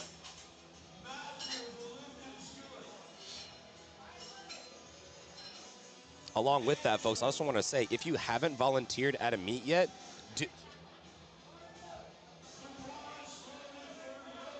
sorry, Adriana's wearing the meet tee from my last ever meet. The last meet that I competed in before my major injury. Thanks. Before Appreciate what? it. Before my knee surgery. Or before I actually broke my knee. Primetime 22 was my last one. This oh, yeah. was also the last meet I competed in before my back injury. Yep. Something about Carolina Primetime. Wonder who hosted that. Something about Palmetto it. State Barbell? I wonder who owns that. No, I'm kidding. No, I mean. Something in the air there. I don't know. Something in the Carolinas. Real quick, too. I mean, Carolina Primetime, just touch on that. I mean, shameless plug. Palmetto State Barbell puts out some phenomenal meets. Let's be honest. Carolina Primetime, I mean, the trilogy of time. Yes. Oh, my goodness. The trilogy of all time. And we've seen some top names come out of the Carolina Primetime. Yeah, Brandon Petrie. That's the big Brandon one, folks. Petrie is the staple. Brandis Dye. Brandis Dye, yep. And PSB puts up some phenomenal streams as well. Shout out Marshall Powell, the chief executive guy. Also, want to give a quick shout out to the folks that are out in the field capturing these moments for our lifters. We want to give a shout out to Barbell Productions. They're running the social media for today. I also want to give a quick shout out to Strength Through Cinema, Michael Gagne, as well as Stellar Shots, Jake and Casey. They're going to be capturing all the moments for our lifters on each platform. Reese Butler comes up with 105. That's a good lift, and we're on to third attempts on platform 1. And we are now on to our second flight of benches on 2. These are going to be our equipped lads. So, Adriana, tell us a little bit about a bench shirt. I don't know too much about a bench shirt, in all honesty. I don't know too much. I've never tried out a bench shirt, but I know that it is kind of similar to a squat suit in the sense that it is very, very tight and restrictive on the lifters. You're often going to see equipped lifters bring down the bench or bring down the lift a lot slower, a lot more controlled, and that is because they are literally fighting against the shirt in order to reach their chest. Absolutely. We And can so see this from Toby on platform 2, going down get to so the chest. slow. Oh my goodness. Come on, finish. Nice. Okay. And you often see that 3 white lights, good, 2 white lights, good lift for him. You often see that super explosive nature in equipped lifting where they have to bring it down so slow. They're fighting against the shirt to hit their chest. That's actually where the red card comes from in the bench press. A red card is not used very often, especially in raw lifting. But in equipped, the red card is a failure to touch the bar to your chest. So if you're kind of hovering the bar, that it does happen in raw very rarely, but more often in equipped. That is because these lifters are literally fighting against the suit to try to reach their chest, and it is very, very difficult to do. And one thing to note about that, it's not as simple of a matter as let's add more weight. No. You're basically doing a reverse row against the suit because you're really using those back muscles. If you're watching our lifters walk to the platform over on 2, their arms are right outside their body. They look like they can't move them. That's a very, very restrictive movement. It takes effort to get into those suits. It takes practice, and even more effort to surpass the restrictions of those suits. Mm-hmm. Tyler Collins on 3, coming out to 127.5, 7.5 kilo jump. Andy Tran on 107.5, taking just the minimum you can, 2.5 kilos. And you'll see that relatively often in the bench, especially from lifters who are lifting a relatively lighter weight, just because that 2.5 is a larger percentage of the weight. So let's see how Andy handles this 2.5 kilo jump. Handled it well. I think that was the good call. I think that was a great call. Great call there by the handler. And good show there for Andy, able to lock that out. He comes 3 away, for 3. 5 for 6 on the day. Looking very strong going into deadlifts.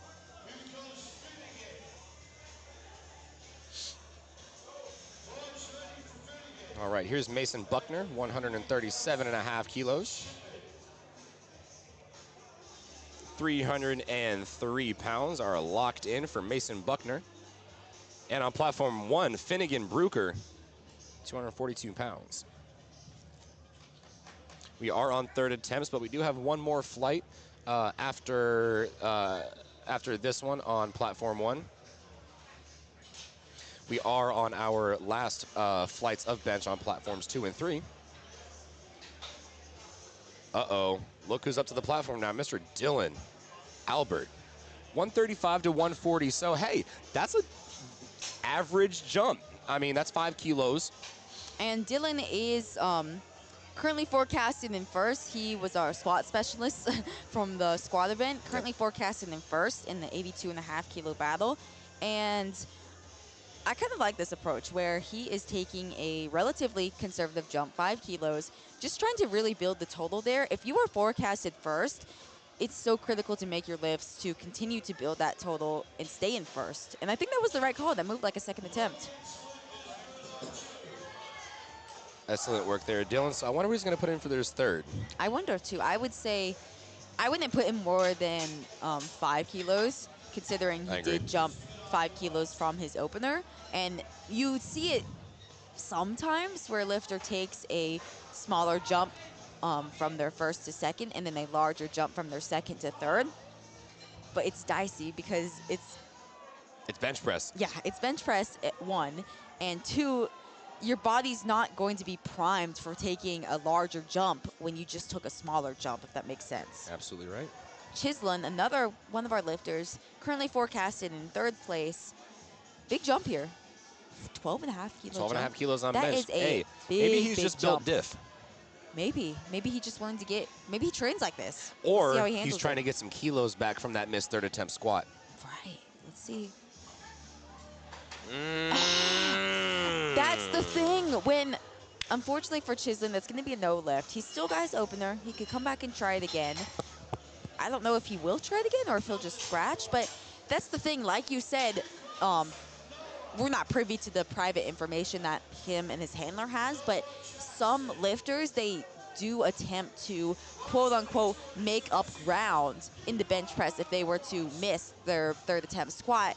You're adjusting the numbers up. You're thinking, whoa, I need to catch up. I need to catch up to my competitors. And that's what puts you in a situation where you could potentially miss your second and third bench, only walk away with your more harm than good. Yeah, it's more harm than good. Honestly, I would suggest the opposite. If you end up not having the best day in squat, I would honestly suggest bumping down.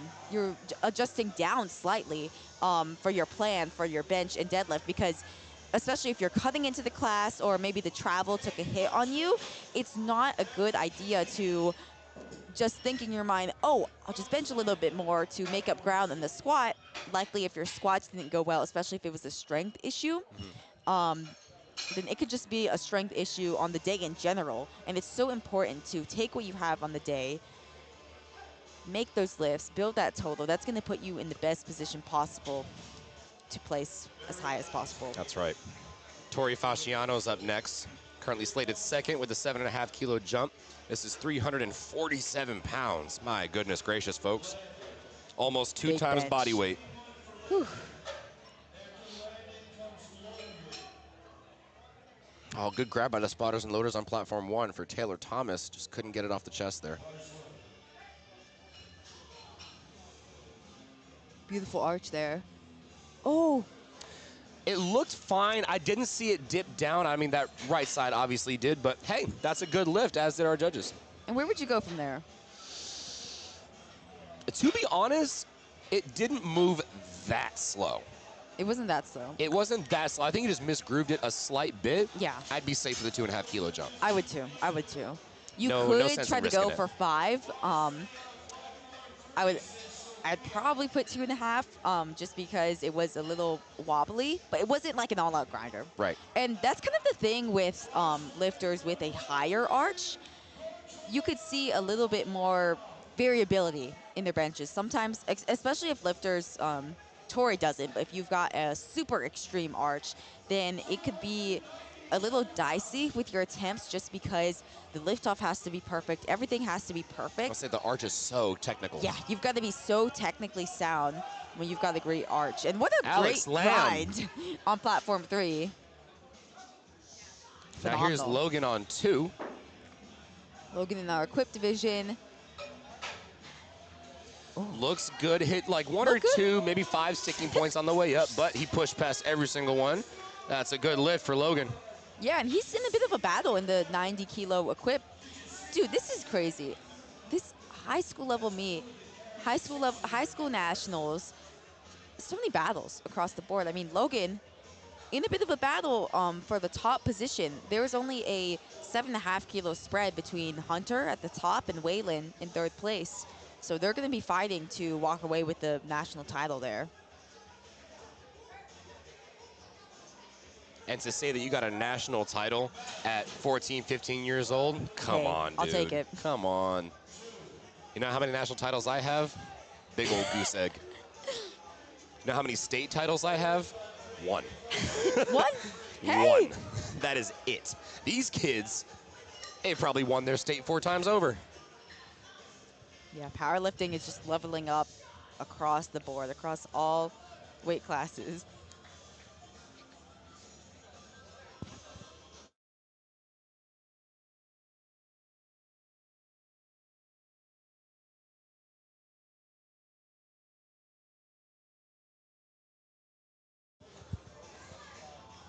Now, Andrew Leadham needed a little bit of help on that one, which is A-okay. He is on the board. He's gotten his first 2 attempts for both squat and bench.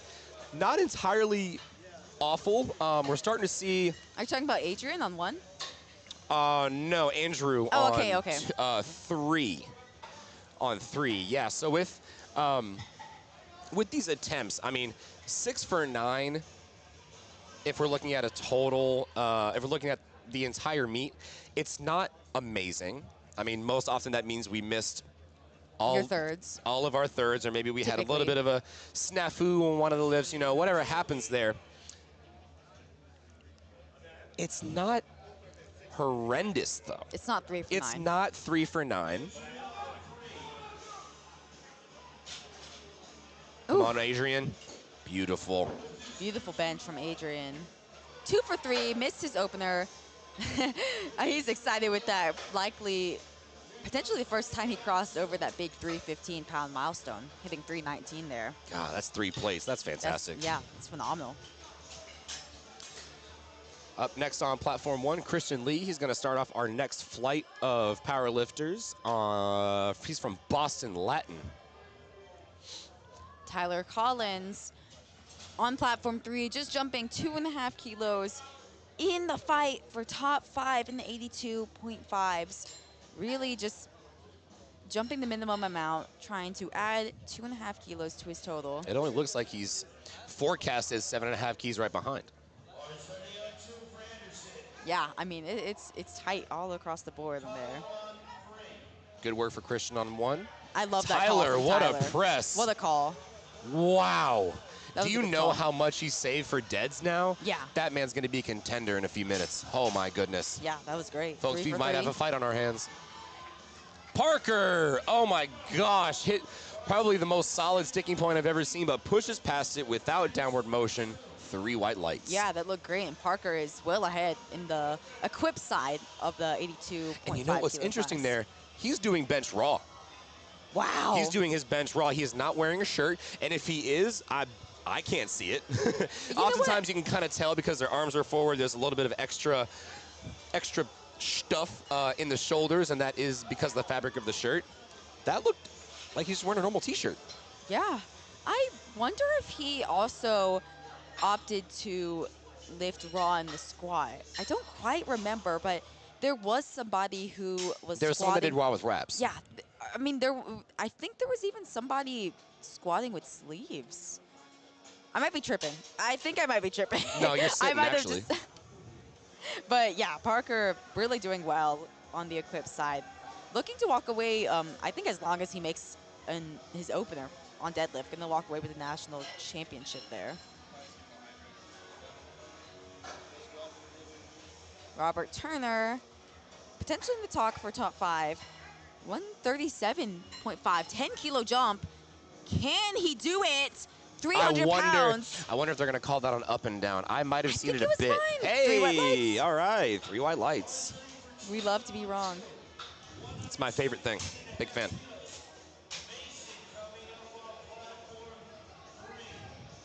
All right, 308 pounds locked and loaded for Mason Buckner.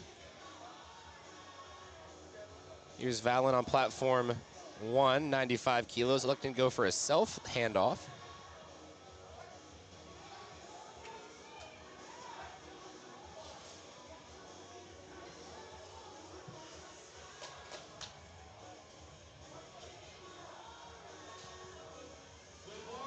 Bars loaded up next for Nick Shelston on platform 1. Here's Mason coming up to platform 3. Can he find his way off the chest? Can he get the triceps over? Can he lock it out? Come on. Beautiful. Come on, judges. What a way to recover. Please let that be clean. Oh, what? man. See, so I they... thought it looked good. Man. I would go to the jury. I would go to the jury. I thought that was great. Absolutely. I thought that was great. I didn't see any downward motion there. I don't think I did. Yep. Now, downward motion, folks, obviously we saw that left hand, or we saw that right hand kind of be a little bit slow on the draw there. But when we're looking at up and downward motion, we're looking at the center of the bar. That's one of the main things as a referee. We're looking at the whole of the bar. Yes, not just one side. Exactly. And so... Or if someone's locking out unevenly, that should be okay. I would definitely go to the jury there. Chislin missed 145 on his second attempt, electing to come out anyways. That's the tough thing. 12.5 kilo jump on bench. It was dicey. Bold moves. Let's see if he can recover. And he needs these kilos to stay. This could put him a bit behind between being in contention for second or even first place. Yeah, if he doesn't, Sammy and Derek can come behind. Let's see if he can fight through. Oh my God! Wow! What a recovery for Chislin. Dude! Give it to him. What a recovery. I had my doubts. I honestly had my doubts. How did he do that? He flat out missed that on his second attempt. Do you know how hard it is to come back from a missed bench and get it on your third attempt? That was huge. Oh my gosh. He must have hit up the veterinarian before he came here. He man's got the dog in him. Oh my gosh. He's got that dog. Wow. That's huge. Wow. That is huge. In the Come battle on, and he of just the 82 almost and a half. broke my hand. Oh my gosh. And now Dylan Albert also in the battle, currently projected first, taking 145, trying to go 3 for 3, where every lift matters, and he's done it with room in the tank. Lots of energy left. Looking to add more to the spread. Currently, it's a forecasted 10 kilo difference between Dylan and Tori. But we've still got deadlifts, folks. They are going to be opening with the same weight, but who knows? Their jumps are going to be different. That's the fun of it. This is so fun. And Chislin, who just had the craziest recovery on his bench. Missing his second on strength and then coming back and grinding through it. My God. And that put him, I mean, if he missed that, I honestly think he would have been out of the race for second or possibly first. Now he's still got a bit of a spread, but it could happen. He could take big jumps on deadlift. He's got the largest deadlift of the group. He's going to have that deadlift advantage. I'm going to say 20 kilos is not a lot to recover from, especially with deadlift. That's the lift you can add the most to, like what we were talking about with that deadlift advantage. It looks like Chislin is going to be opening significantly higher than Dylan on the deadlift, so we might be able to see a little bit of that deadlift advantage come into play. We might be able to see him load whatever he has to in order to get the dub. Yeah, no matter what. And even with Dylan and Tori, if they start messing up in the deadlifts, only get their opener, or even missing their opener, having to repeat it, that could really open the door for Chislin. Speak of the devil, here's Tori right now. Yeah, 160. 352. Taking just a 2.5 kilo jump. I like this call. Very, if I remember, very safe. The second attempt, it didn't move like an all-out grinder, but He had that misgroove on the right Yeah, side there. and he's got that high arch where it's just going to be a little more variable. And let's see him do it. 160. Can he lock it out? There it is. There it is. And he locks out 160, going, I believe, 6 for 6 so far. And that is crucial in battles to make your lifts. Tori has done it. Will he continue that trend going into deadlifts, forcing Chislin or even Dylan to have to pull into first place, pull into second? We'll see how it goes from Folks, deadlifts. we've got us a battle in the 82s, but we're going to take a short break, 10 minutes, because we got to get the platform cleaned off. The party is going to start when the weight hits the floor, so don't go anywhere. You've got 10 minutes. It's 10:30. Let's see, what can you do in 10 minutes? If you got any extra Pop-Tarts, preferably the strawberry or the wild berry. Big fan of both of those. Go and get you some Juicy Juice, and we'll see you in 10 minutes. Don't go anywhere. Folks, we still got a lot of action on platforms 1 and 2. Here's Landon Strong at the chest. Can he find the lockout? Now, we saw that there. The spotters took it a little bit early before he got a chance to, go down in weight, which is perfectly fine. The referee does have full right to take that bar, or to replace the bar back, so long. If they see downward motion, they're likely going to say rack. Or if they stick. If they stick for an extended period of time, say like longer than 3, 4, 5 seconds, it's not gonna go most times. Typically, as a referee, we try to wait until we do see the clear downward motion, just because you never know if a lifter is going to find that second gear, be able to fight through a sticking point, even if they're at it for 10 seconds. I've seen crazy grinds. Yeah, one of my lifters had a 10-second grind on bench. Wow.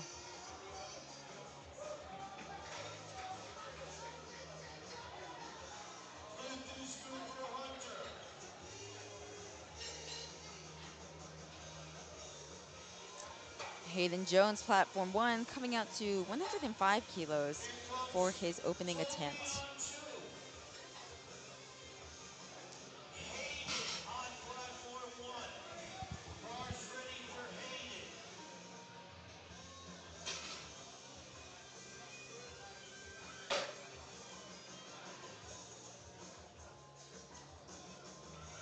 Hayden Jones with an easy opener, 231 pounds.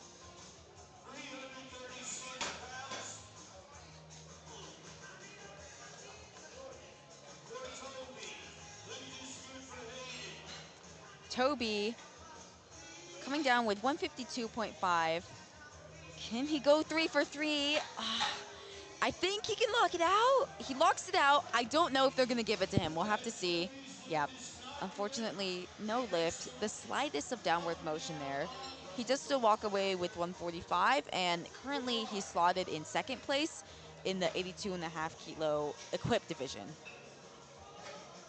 And Parker Anderson currently slotted in first place, well ahead in the same division, 82.5 equipped. Electing to take just a 2.5 kilo jump. And if I remember correctly, his second was a bit difficult. And the thing with equipped is you're fighting to bring it down to your chest, okay? You get that explosive nature right off the chest, get that extra help from the bench shirt, and then it's going to slow down as you get to lockout. So it can be very difficult to recover. Can he fight through that sticking point? It's not looking like it. That's the thing. It looks so fast off the chest. Once he hits that sticking point, he's got a close grip too. And that's one thing we see, especially with the bench shirt, right? It's very strong off the chest, but a lot of folks lack that tricep strength to be able to handle that transition. Speaking of, we're going to transition over to deadlift on platform 2. We're going to take 10 minutes.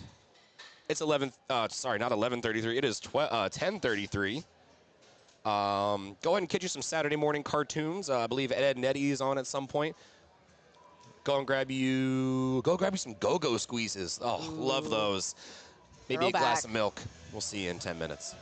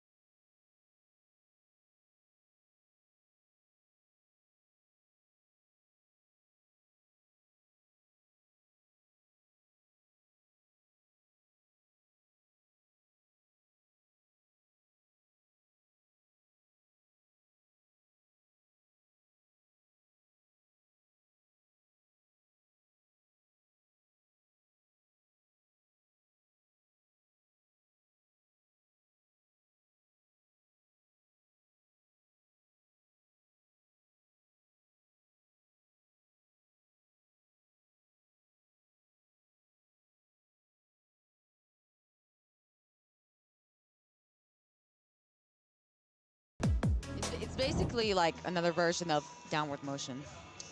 Yes, yes, kind of using that rebound factor, using that stretch reflex, try and get that extra oomph out of the hole. However, most often, it's never on purpose.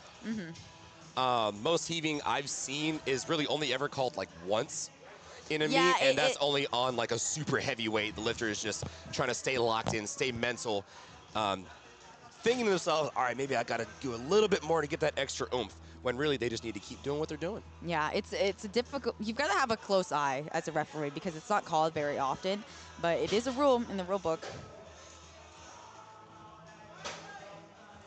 And we've got the 110 gods on platform 1, 4 110 attempts in a row. Can they all make their lift? Hector starts out strong, going 3 for 3, getting 110 on his third attempt bench. Pickle Kevin is very, very proud of you. Here's Sam Stringer up next, 110 kilos. Same thing. We are on first attempts for platforms 2 and 3 for the deadlifts.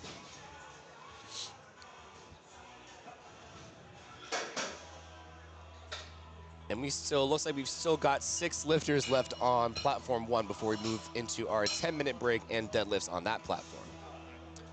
But while we do have 2 platforms on the deadlift, might as well start getting into the nitty-gritty of it. Deadlift is the most fun lift of all. It is when the party starts, the weight hits the floor, the music gets louder, the weights get bigger. We started to hear the weight slamming on the ground. It shakes the whole hotel. It's gonna be a party. On the technical side of things, there's only one command that we have to abide by, and that is the down command. And you, in terms of timeout, normally the timer starts when the referee says start. There is no start command, unfortunately, or fortunately, I guess, for deadlift. So as long as the lifter initiates the motion of the deadlift prior to that minute going down, that's technically the equivalent of a start. But at the very, very top of the lift, knees have to be locked, shoulders have to be locked, hips have to be locked. There can be no downward motion on the way up. And if the head referee sees all of that, then he'll get the down command. And I was going to ask you what the, I just said you. I was going to ask Adriana what the different rules were for the deadlift, but I kind of just explained them like really quickly there. Yeah. Red card, not locked out in the shoulders or the knees. Blue card, downward motion, or supporting on the thighs. That's something you see some lifters do, especially on third attempts, if it's a really hard max attempt and they try to kind of use their thighs to get the lift up. It's kind of your body's way of saying, I need to get this weight up no matter what. Exactly. It's like survival mode. It's almost always instinctual, and it's almost always with those heavier weights. Yes. Yeah, now, it's not very often to see it on a lighter weight. Very, very true. It's also called hitching or ramping. Here's Connor Scott on platform 1, 418 pounds. In terms of the deadlift, there's a, oh gosh, now we're starting to get the powder. Here we go. All right. Oh, yep, we're on deadlifts. Going. We're on deadlifts. We're here for, what, 12, 11 more hours? We're going to be here all day with the powder. We got it. We're locked. We'll inhale it. We'll take it.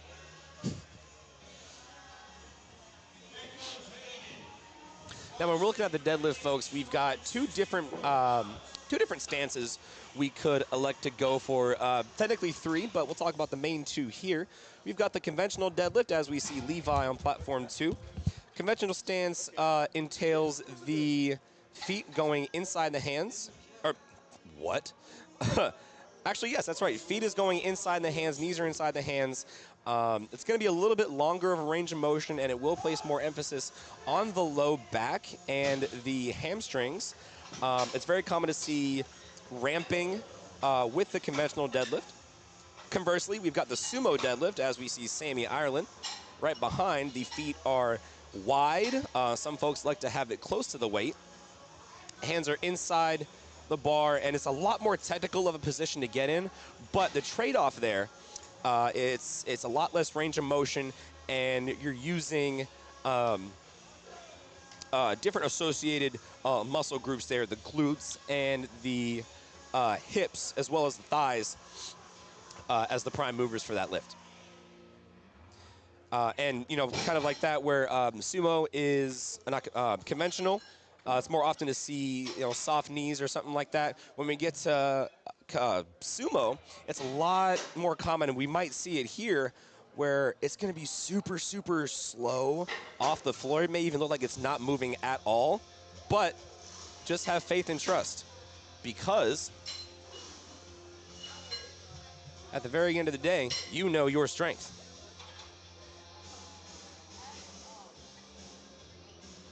Here's Tucker Corbin on one.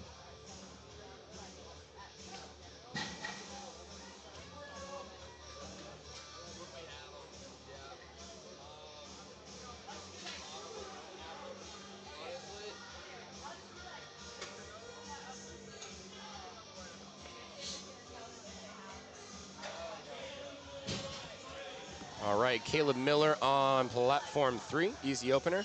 Folks, we finished up the deadlift on finished up the bench on platform 1. We're going to take a 10-minute break. It's 10:53. It's 11 o'clock, so it's officially brunch time. Go ahead and grab you some OJ. Go ahead and grab you some fruit snacks, and we'll see you in about 10 minutes.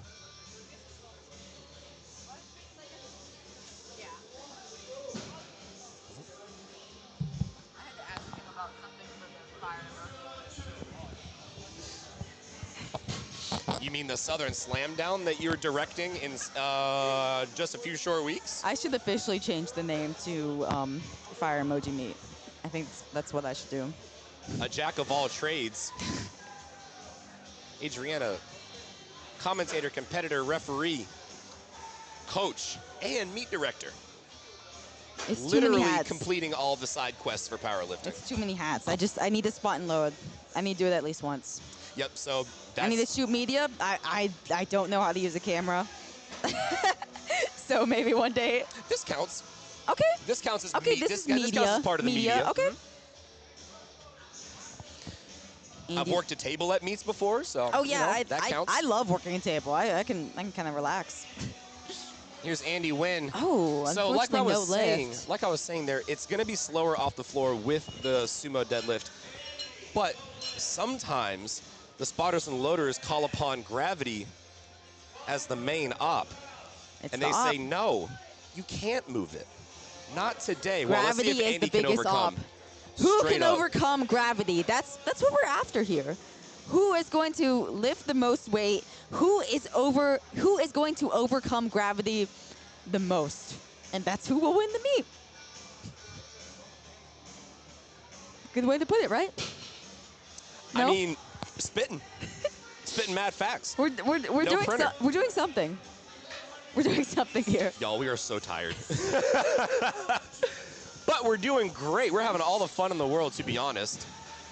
Santiago Sanchez, oh, be careful with that. So that head referee saw exactly what I saw. He did go down. He did complete the lift. Everything else was technically fine. However, he dropped the bar. You cannot let go of the bar at any point in the deadlift. We have, because I mean, if you let it go, who knows if you have control of it or not. Referees need to see complete control of that deadlift. Interesting too, one thing to talk about, grip does play a factor Yes. into the deadlift as well. Oftentimes lifters will opt for hook grip, which is tucking the thumbs underneath the bar and then gripping the thumb, kind of locking that in place. And then other lifters try to go for over-under grip, which is a lot more common. Yes. For many lifters, it's easier. Hook grip a lot less hurts. taxing. Hook grip It hurts. definitely If you've never tried it, don't. I'm a hook gripper, Oh. and I was over under, but then I transitioned to hook. I'll never look back, I'll say that. But it was a very, very tough 3 months. Oh, wow. It was a very And tough 3 months. It's crazy how a change in something that seems as small as grip can take so long to transition, to get used to. Exactly. I mean, you see with bench, too. All it takes is some folks to move just a little bit wider. Bench goes up 20 pounds. Yes, yeah, exactly. These small changes are kind of what we're all after, making those technically sound minute changes in order to maximize the most that you can lift. On the flip side of that, if it ain't broke, don't fix it. Yes, some lifters, they try to follow the trends that could especially be prevalent among high school lifters, to be quite frank. Try to follow That's the where trends. the trends start. Yeah, try to follow the trends of what their favorite lifter is doing, their favorite influencer. And sometimes what works for them is not necessarily going to work for you. They've got a lot more experience, and everyone's different. Everyone's got a different build, different form that works for them, different anatomy. And as always, it depends. It depends. It depends. Number one answer. You don't know? Just say it depends. It'll work out. You won't be wrong. Jacob Courtney, a little bit slower at the lockout there. That's 418 pounds. I'm going to give him a good lift, and the judges will. 2, 3 goose eggs on the board. Aaron Polsel on 3. Conventional stance of peace. And Edwin Roberts on platform 2, 424 pounds. And one step closer to the edge, and I'm about to break. Shout out Linkin Park, one of my favorite bands of all time. Shivan Lahane. Oh, wait, nope, that's platform 1. Disregard. Edwin Roberts on platform 2, and we've got Derek Sun on 3. Trying to call upon the strength of the audience here for that 540-pound second attempt.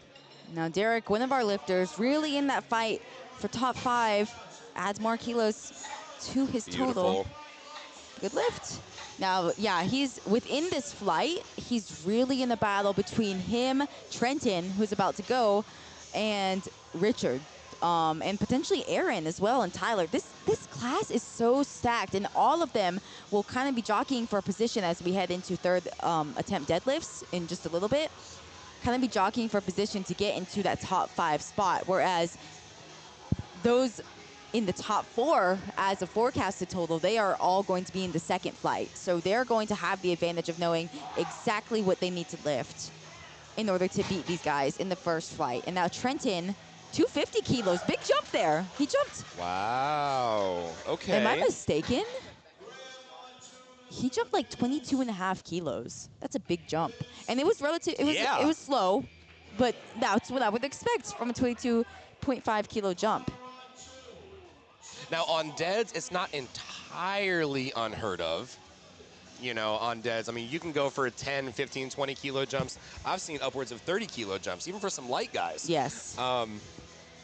Because, I mean, it is just picking it up. At You're the just end of the picking it day, up just and pick putting it it up. back down. Just pick it up. Listen, That's what this is all about. Pick it up, put it back down. Listen, if it's hard, just pick it up. Just pick it up and put Just it back in the rack. be better.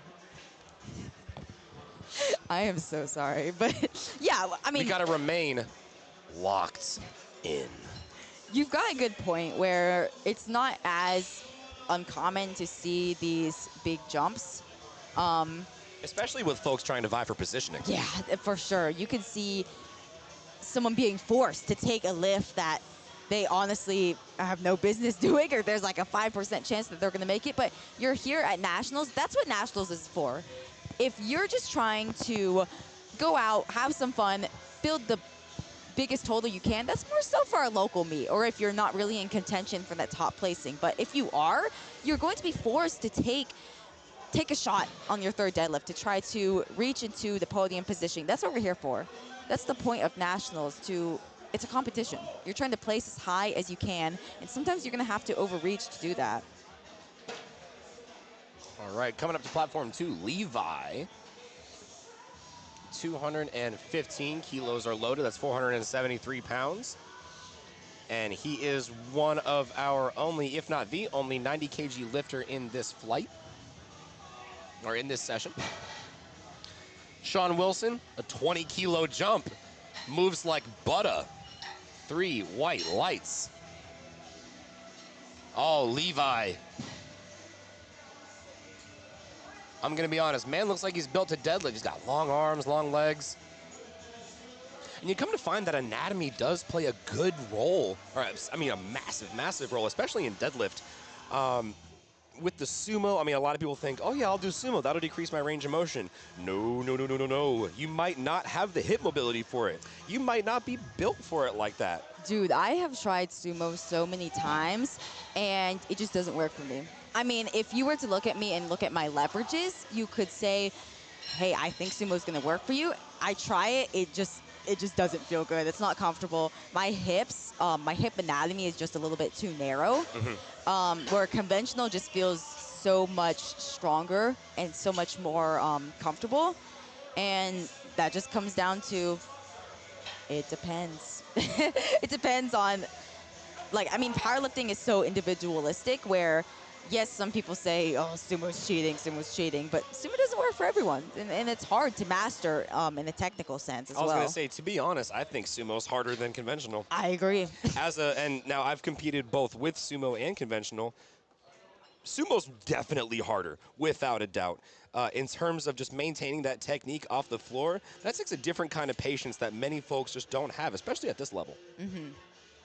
Yeah, you've got to be so technically sound with it. It takes a lot of practice to really master the sumo technique. And once you do, it could be really great, depending on if you've got the leverages to have a great sumo. It could end up being fantastic, but it takes a long time to master. Aiden Brown, looked like he had a little bit of a trouble getting over the knees. 2-1, good lift. Looks like that side judge saw it as well.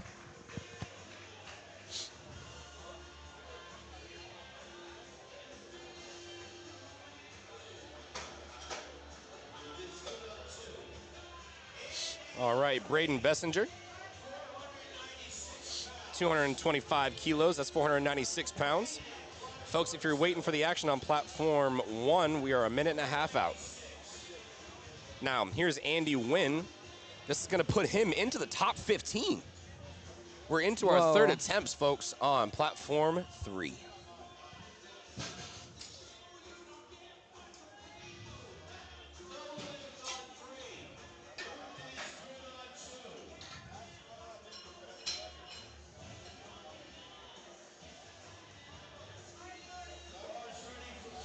All right, Brendan Murphy's coming up now. 501 pounds. We're into the 500s on pulse, folks. And we're on third attempts. We're on second attempt, sorry, on platform 2. But it's only up from here. Yeah, and on platform 3, we're already rolling into thirds from the first flight. And and this is going to put Caleb over. He's into provisional 6th. Or provisional 5th, excuse provisional me. 11th. Oh, yeah, excuse me, you're right. Provisional 6th, right? 5th. 5th. Yeah, put him from 6th to 5th. 5th for now, but we're going to have a couple lifters in the later flight who are going to pull ahead. But you never know. One of them could, God forbid, bomb out. And then you're just trying to place as high as you can within your flight and then see what the others do. That's right. And that's going to be... Actually, I don't know why that said that. I think that's because the lifters in the second flight haven't lifted yet. Okay. So if you're just looking at non-forecast and then, yeah we are at the start of it, so. Yes. So that's one thing that these lifters and these handlers of the lifters can do when they're in the battle of the 82.5s. They could honestly just look at placing as high as they can within the flight, and then you have no control. You could see what they're going to total on their opener potentially and try to pull over that, but you have no control over what the lifters are going to do in the second flight. Unfortunately, they're not going to be directly head-to-head in that battle. They're just going to have to lift first. They're going to have that disadvantage, and they're just trying to place as high as they can within the flight and then seeing how it all shakes out by the end of it. Steven Osterman, can he get past the knees? Whoa. Yes, he can. Interesting sticking points there. Yeah. I don't know that he ramped it at all. I didn't see any up and down. He did. Hey, 2-1. That's all you need. Nice. Uh-oh, it's twin. Richard Stevens. 20-kilo jump. I really want to call you Dick Stevens so it matches Nick Stevens. That way we can really be twins, but that's okay. I'll call you Richard Stevens. 240 kilos, 529 pounds, putting him in provisional first. Wow, However, pulling him over Derek's son. Whoa. And Derek's son trying to break into the top 5. Yeah, this battle is just so stacked. Oh, my. Wow, and he makes it move. Oh, we got to see if he locks it out. I think he did. Atta boy. The twin in Come him. on. Richard That's what's Stevens pulling over Derek's son for provisional first. And that's over Derek's son's forecasted third attempt. No, that's over the total that he is currently at. Now, Derek's son is going to be lifting in just a few lifters, going to be trying to pulling ahead. But that's all you could do. If you do not have the deadlift advantage, that's the right call. Put on the minimum amount to break you over into the top position. I mean, he literally tied him on total. Now, force Derek to execute. Force him to execute. Let's see Derek doesn't. They come home with the same total. Who wins there? Richard does. Why? So Richard weighs lighter than Derek. So that is why Richard chose that exact number in order to pull over Derek. Just a hypothetical, what if they weighed the exact same, to the 0.1? If they were to weigh the exact same, the lifter who did the total first would come out on top. So in this particular situation, it would be Richard. It would actually be Derek. Oh, he did hit the 612 before that. Yes, he hit the 612. Okay, that third is going to go ahead. Yeah, okay. He hit the 612 on his second attempt. So if they weighed the exact same, Richard would have actually had to out-total him by 2.5 kilos. So Derek's son might not be in as much danger as we initially thought. No, I mean, he's gonna deadlift after. And Aaron, big fight here on platform 3. I don't think it's going. Yeah, we saw a hitch there. It's not going to go. A valiant effort, Aaron Potzel. And he was actually trying to pull over Richard as well.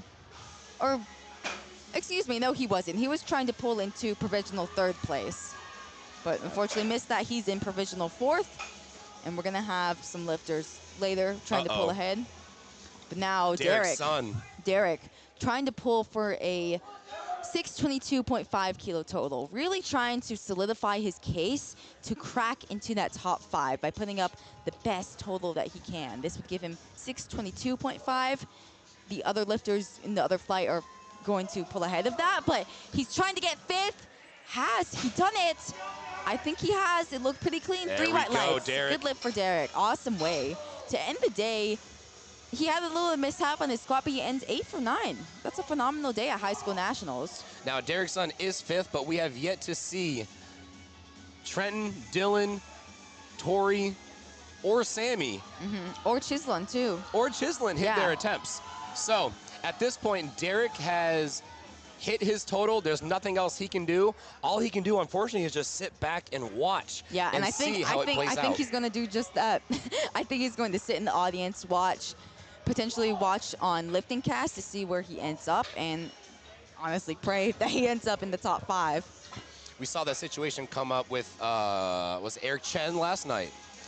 I don't think it was Eric. I think it was a lifter who was on a different platform. I don't remember his name, but he was on a different platform and kind of had the situation where he had to lift first, and the lifters that he was in contention with were on that different platform and could know exactly what they need to total to place over him.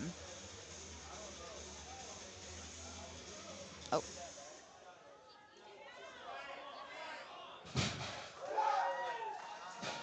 Call us the deadlifts, because we're all back to platform 1, baby. The party has started on all the platforms.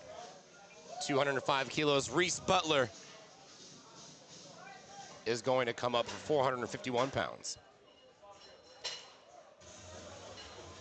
Now, Joseph Nepper, this is a poll that'll put him in provisional 4th. He's currently sitting 6th at the moment. Again, we still have yet to see our 4 heaviest pullers in the flight, or in the, on this platform. Ooh, can he lock it out? He's got it. I think he's got it. Beautiful, beautiful. He's got to hold on. I think he's done it. Clean. Yeah, it was clean. I think he did it. I think the lights are, I think the LiftingCast, oh, okay, 2-1. 2-1, good lift. 2-1, that is a good lift. So right now he's sitting in provisional 4th. That's 597.5. Oh, we just had a change there from Trenton Ardoin, who is... That's an American record. Yeah, I think it might be. He's not coming up next. But Trenton, just looking ahead, he has put in 275.5. That is over 600 pounds. But And not only that, folks, that's a weird little increment we see. So that is going to be an American record attempt. And in this case, folks, you are allowed to, well, what is called, actually, you can't. Now that I remember, we talked about that earlier, you are not allowed to chip any of those records. So he might have put in 275.5. He'll probably have to bump up to 277 and a half. I think they're going to, we can see it here if the referees head back to the back and try to make sure that the record is valid. Yeah. Yep, and here he comes. He's right up next. Yeah, we're going to see what happens there. Yeah, I mean, yep, he's bumped down to 272.5. Okay.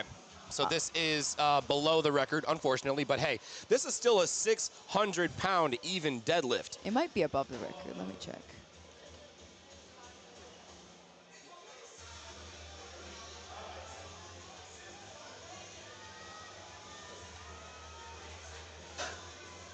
Yeah, it's not a record. Okay. But still, 600 pounds. That is wild. Nothing to sneeze at. That is a phenomenal deadlift. And a big jump, too. He did 250. Bro, he jumped whoa, 500 pounds, 550 pounds on the second, now jumping to 600 pounds. What a baller. What an absolute baller Trenton is. Oh my gosh, you know, for his sake, I hope he gets this. I mean, I hope he does. I hope we see 600. This is a big deal. This is a big lift. Julian Tavares on platform 1. What's going on, folks? We're back on platform 1. 215 kilo opener. Oh my gosh, is he going to lock it out? No. Can he finish it? It's looking like not going. What happened there, once he got right above the knees, we start to see some lumbar flexion. I think he's all right. Got a little lightheaded. Yeah, good shout out to the back spotter there. You know what was interesting there, too? He was trying to pull into, I believe, provisional first over Derek's son. And the thing is, he didn't need as much as he put on. No. For that lift. He needed, I think it was about 7.5 kilos less or 5 kilos less. And I think he would have gotten that. So that's kind of a question of, he was going for that record. And that's kind of the interesting situation when you're trying to go for placing, but you're also trying to go for a record. It could pull you out of the pocket. If you're overreaching for that record, then you could end off in a lower positioning.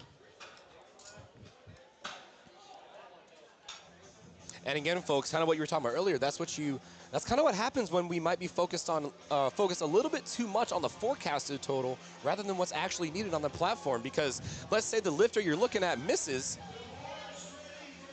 Everything changes. That's no longer the total, that's forecasted. Everything so now changes. you can change your lifts. Yes, you've got to pay attention with the utmost detail when you're looking at the forecasted total. And even you could see people on third attempt deadlifts. Hey guys, try to keep it closer to the corner. Thank you. And unfortunately on platform 1, that was a missed lift. It looked like strength, so hopefully Evan can come back and hit that on his second attempt.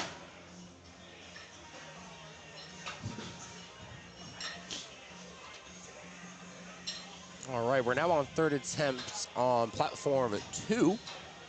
Or I guess we have been for a little bit now.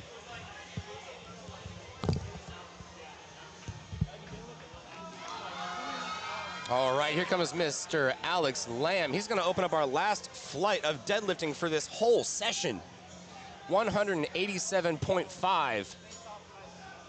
413 pounds, representing Boston Latin, coached by Eric Cordero.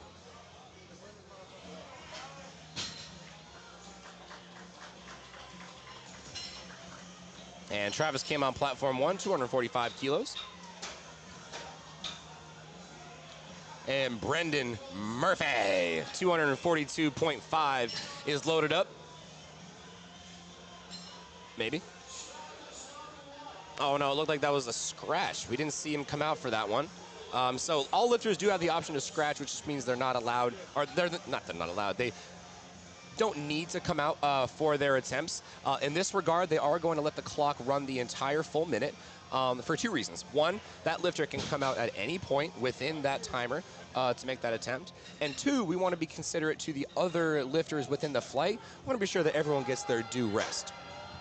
Now here's Joe Fagan. He's calling upon the strength of the crowd.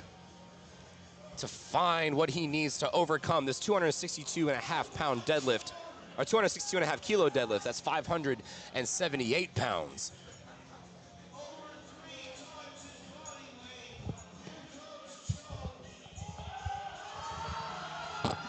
Joe with a huge deadlift on platform 2. That's a big deadlift. Beautiful.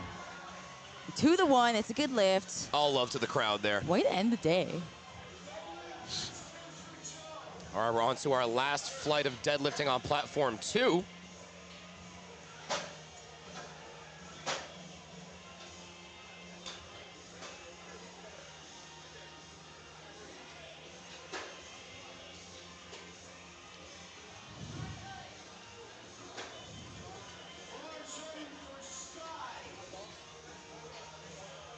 All right, Braden Brown on platform 1, 190 kilos. That's going to be a 2.5 kilo jump, which is fairly small, kind of on the low range of attempt jumps, but it's stable. Here's Sky Wrong, platform 3, 225 kilos, 3 white lights. All right. Easy work there, electing to go sumo stance. Electing to choose only war. Here's Logan Taze.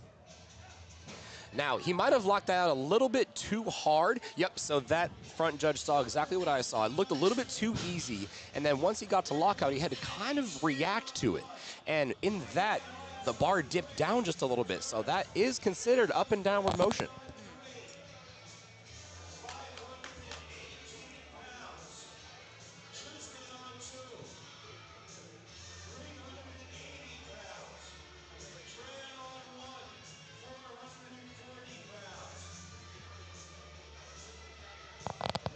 Andy Tran getting set up with 200 kilos on platform 1. Wow, and Benjamin on platform 3 makes 235 move with ease. I would love to move 500 pounds like that. Same. Over 500 pounds. Same.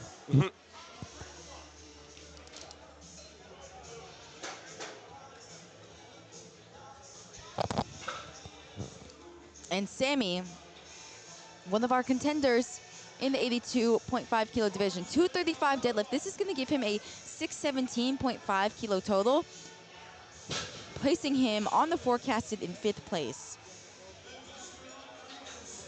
Now Derek, that gave Sammy a 617.5 kilo total, while Derek is at 622.5. Derek, if you remember from the last fight, already finished his day. Sammy going to be looking to overtake that, likely by his 2nd attempt. At the moment, though, it looks like he is sitting in 4th. And Richard's already done his, but we are looking at Sky to be able to come through with that one, as well as Sammy. Hong Feng on platform 1, 207.5 kilos. That's looking like 457.5.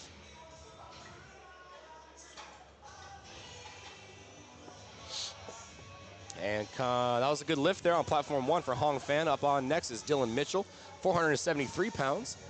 And they're getting the bar cleaned up for Tori Fasciano. Tori sitting semi-comfortably in forecasted 2nd at the moment, but we will see what happens after this opening deadlift. Yeah, and I believe Dylan might have, I think he bumped up his opener by 5 kilos. So Dylan is already kind of leading the pack in terms of forecasted total. But if Dylan slips up, Tori could be right there to catch up.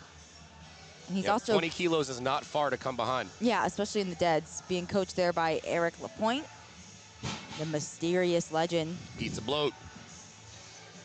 And that is a good lift for Tori, giving him a 647.5 kilo total.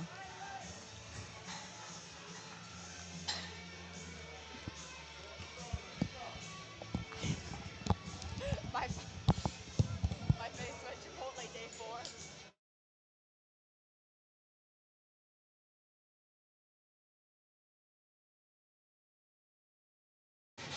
And Dylan Albert solidifies a 662.5 kilo total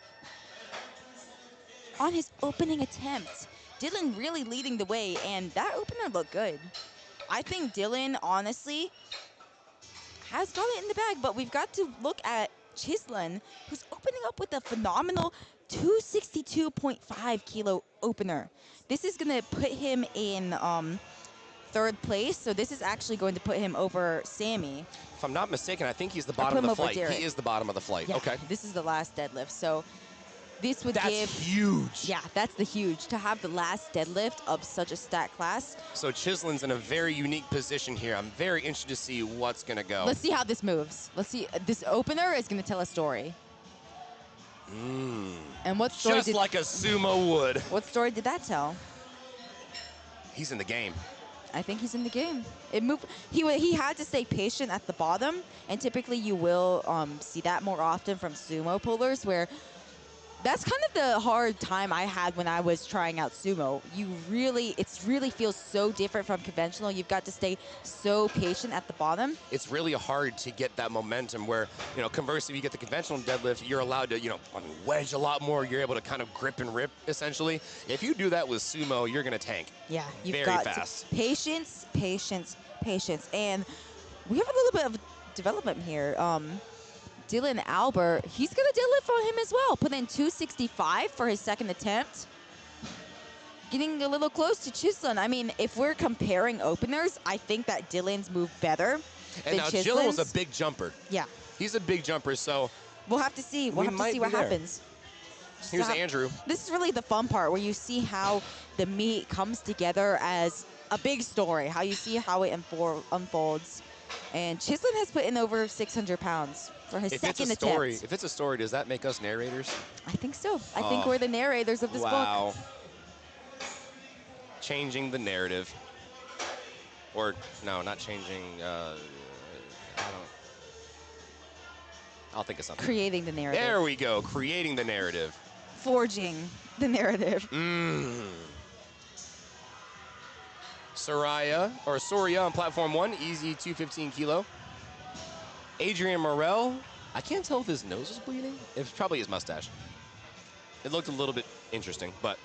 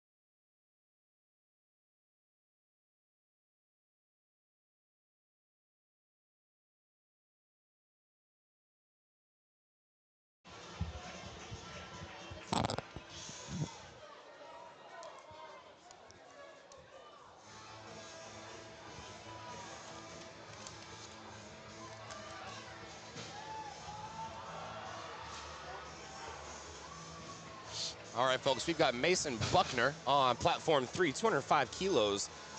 I think platform 3 might be the party platform here. But wait, platform 1, excuse me, Jacob Schwab's looking to go 9 for 9.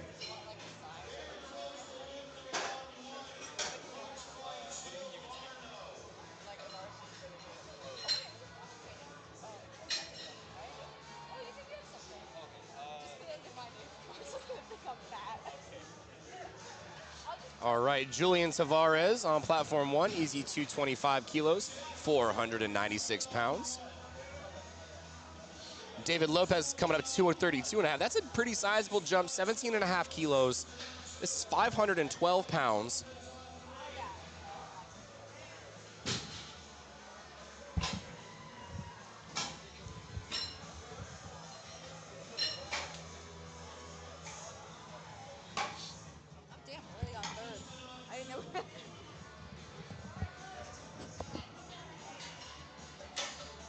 All right, Robert Turner making his way up to the platform. Bars loaded, but he's got a whole minute. Taylor Thomas on platform 1, locking out 225. Celebrates Oh, I would that too. wasn't Robert. This is Robert. Oops. Oops. All right, Robert Turner, sumo stance, 245 kilos. Boom. Very nice.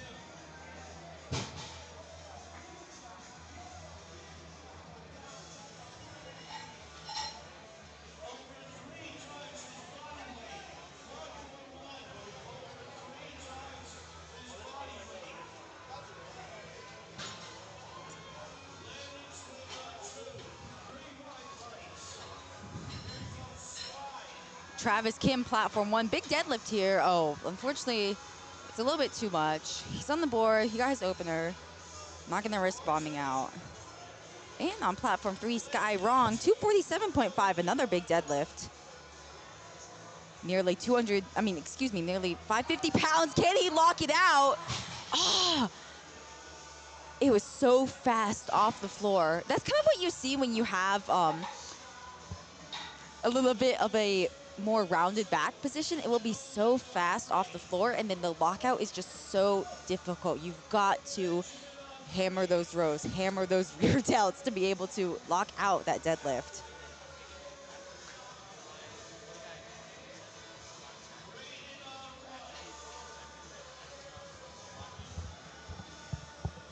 When? Which session? Oh, this one? Okay. I think Kevin's going to hop on the second session. Oh, cool.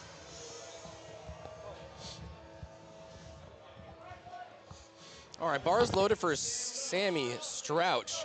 Now, right now, Sammy's sitting within the top 5 right now. He's currently sitting at 5th. At 5th, this is going to put him into 4th over Derek. So Derek is the one who lifted in the first flight. This is going to officially put him over Derek, put him into that 4th place position, and potentially give him an opportunity to pull for 3rd. Let's see how he moves it. And Oh he my moves it God. with ease. 250 kilos for Sammy. That's a 15-kilo jump. And he handled it well. That was awesome. Wow. That was phenomenal. And now Fast. the excitement Fast. does not stop there, as Tori Fasciano on platform 3, currently sitting at 647.5. This would give him a 660 kilo total, putting him within 2.5 kilos of where Dylan is at currently. Now Dylan's of course going to take his deadlift, but say Dylan were to slip up and miss his 2nd and 3rd deadlifts, Tori's really got a great opportunity here to try to pull for the win. We got to see how he moves this one though.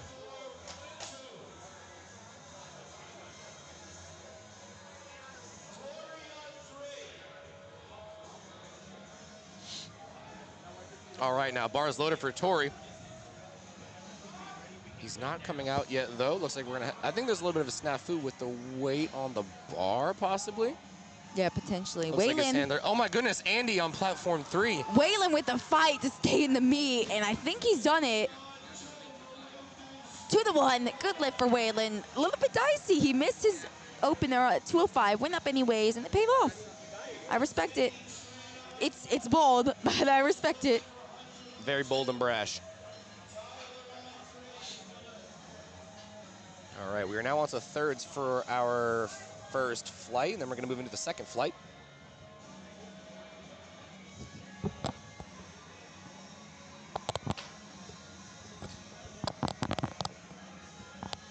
Now Hunter Goodman, 215 kilos for his 2nd attempt deadlift. Moves it pretty well. Moves like his 2nd attempt should. The 2nd attempt, it shouldn't be an all-out grinder. That's going to be safe for your 3rd attempt, but it shouldn't be too easy where you have no idea where you're going to go for your 3rd. You have no real... It should give you some sort of indicator of how much you can jump to get that 3rd attempt. Right.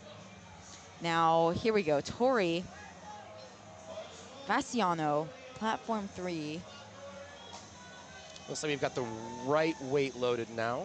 257.5 kilos. Yeah, had a little bit of delay. This would give him a 660 kilo total, keeping him in 2nd place, trying to defend it as well as kind of catch up to Dylan. See how he handles this jump. Oh, it moved well. Little sticky at lockout, but again, move like a 2nd attempt should. Sometimes if you see lifters trying to vie for placing, they could really overreach, especially on that 2nd attempt.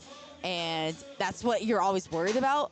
If people are in that fight, the pressure could get to them. They could overreach, but that moved well for Tori. And we're going to see how it moves for Dylan, who honestly smoked his opener. Going to see how he handles this 15-kilo jump, as he is currently in first place, looking to honestly shut that door on the other competitors. It's not going to shut the door completely. There's still going to be a little crack, but he needs this second attempt in order to tell the other competitors, hey, you're fighting for second, you're fighting for third. Don't come from my first medal position. And Dylan locks out 265. Yeah, there it is. 2 2 to to 1. All but solidifying. Gets one yellow card. I believe that might have been for dropping the bar early, potentially, just slightly. But he gets it. It's on the board. That could have been dicey if that could have been really interesting if 2 of the referees called that out. Then Dylan would be stuck without a second attempt, and then he's kind of he'd have to be forced to pull for the win. exactly, because Tori, Sammy, they could have the opportunity to pull ahead of him. But Dylan secures that. He secures a 677.5 kilo total. And now Chislin coming out to 275. I think this is our first 600-pound pull of the session. I think it is. But Chislin currently sitting in third, really in a battle for third place here between him and Sammy, trying to put that out of reach. Ooh, and he locks out 606 pounds. Give it to him. 3 white lights, and Chislin jumps up to a 647.5 kilo total. Really going to be forcing Sammy to potentially overreach to take that position. And Chislin likely not going to jump now to try to take silver medal, but hey, he is going to have the last deadlift of the day. If Sammy fails to take the bronze medal from Chislin, and Chislin has nothing to lose, he could very well load up for second place.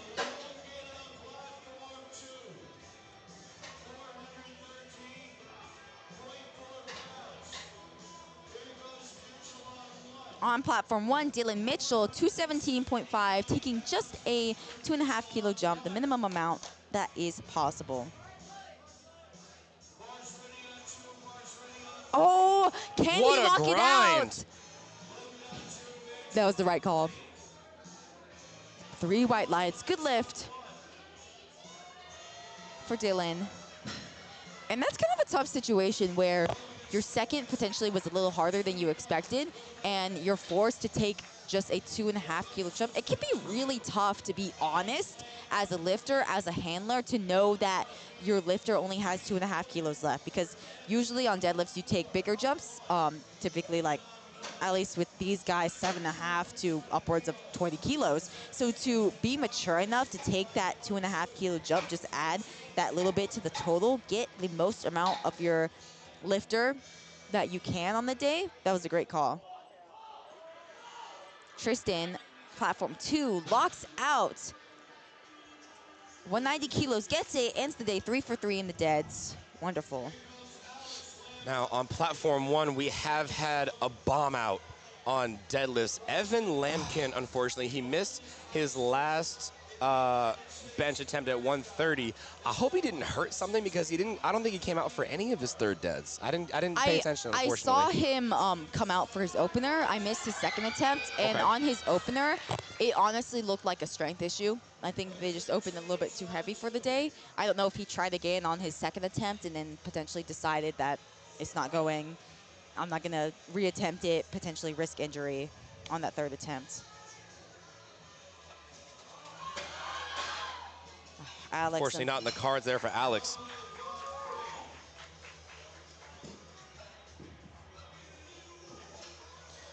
Well, folks, would you look who it is? Of course, you come at the very, very end. You know, that's what I do, man. Your new name is Period. Period? Always at the end. Period, queen. Per. Anyway. No, off the stream. Leave.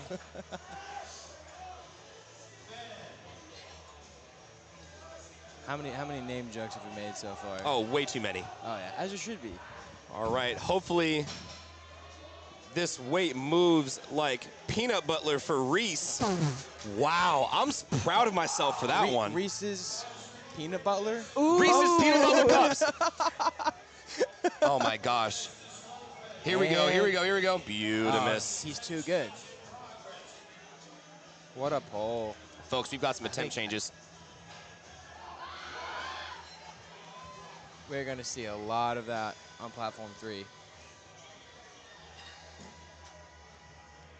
Now, I've kind of been shooting that platform, so it's kind of been difficult to keep track of the battle there, but is Right it now, we're close? looking. What's kind of going on? So after second attempts here, Dylan has pulled into first. However, he did. It looked like Tori put in a massive deadlift number that could project him to go just over Dylan. Now, we might see that change again.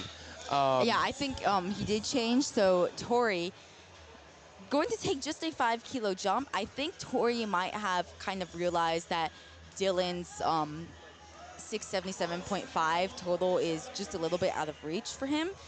So I think he's decided to defend his silver. So that's kind of the question that you're left with as a handler, as a lifter, when there's someone out ahead and they're within reach, but not super far, not extremely questionably out of reach. What's Dylan's current total? 677.5, whereas Tori is at 660. So that's kind of a big jump that he would have to make. He would have to take a 20 kilo jump Now, on question, his last deadlift. What is Chislin projected based off his third? Chislin is projected at 655. Okay. 655. So it's not looking like there's going to be a spot, but I mean, in the top 1 or 2, but to still make it on the podium. Yeah, and it's kind of like the decisions. There's a lot of decision making going on. So Dylan kind of already solidified the win in a way if no one comes for it. But trying to just take a jump that he has, putting it out of reach for the big deadlifter like Chislin. Tori trying to defend his silver position, as well as Chislin trying to defend his bronze position from Sammy. And of course, it's going to be a no lift for Waylon on platform 2.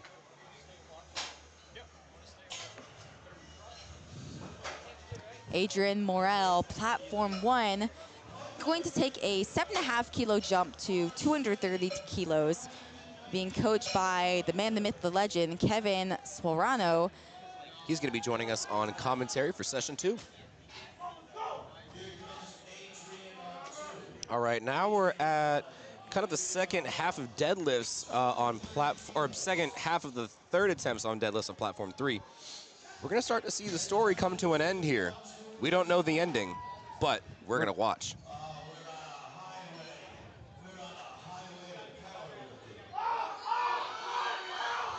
Oh, big fight on platform 3, locks it out. Oh, I think he jumped that down command. Big fight on platform 1 as well. Whoa. Oh, someone help Robert. Someone help Robert, please. Oh. What a pull. All right, he's off the board. All right, he's all right. Looked like he took a lot out of him. But yeah, platform 1, Adrian ends the day 8 for 9. Phenomenal day from him.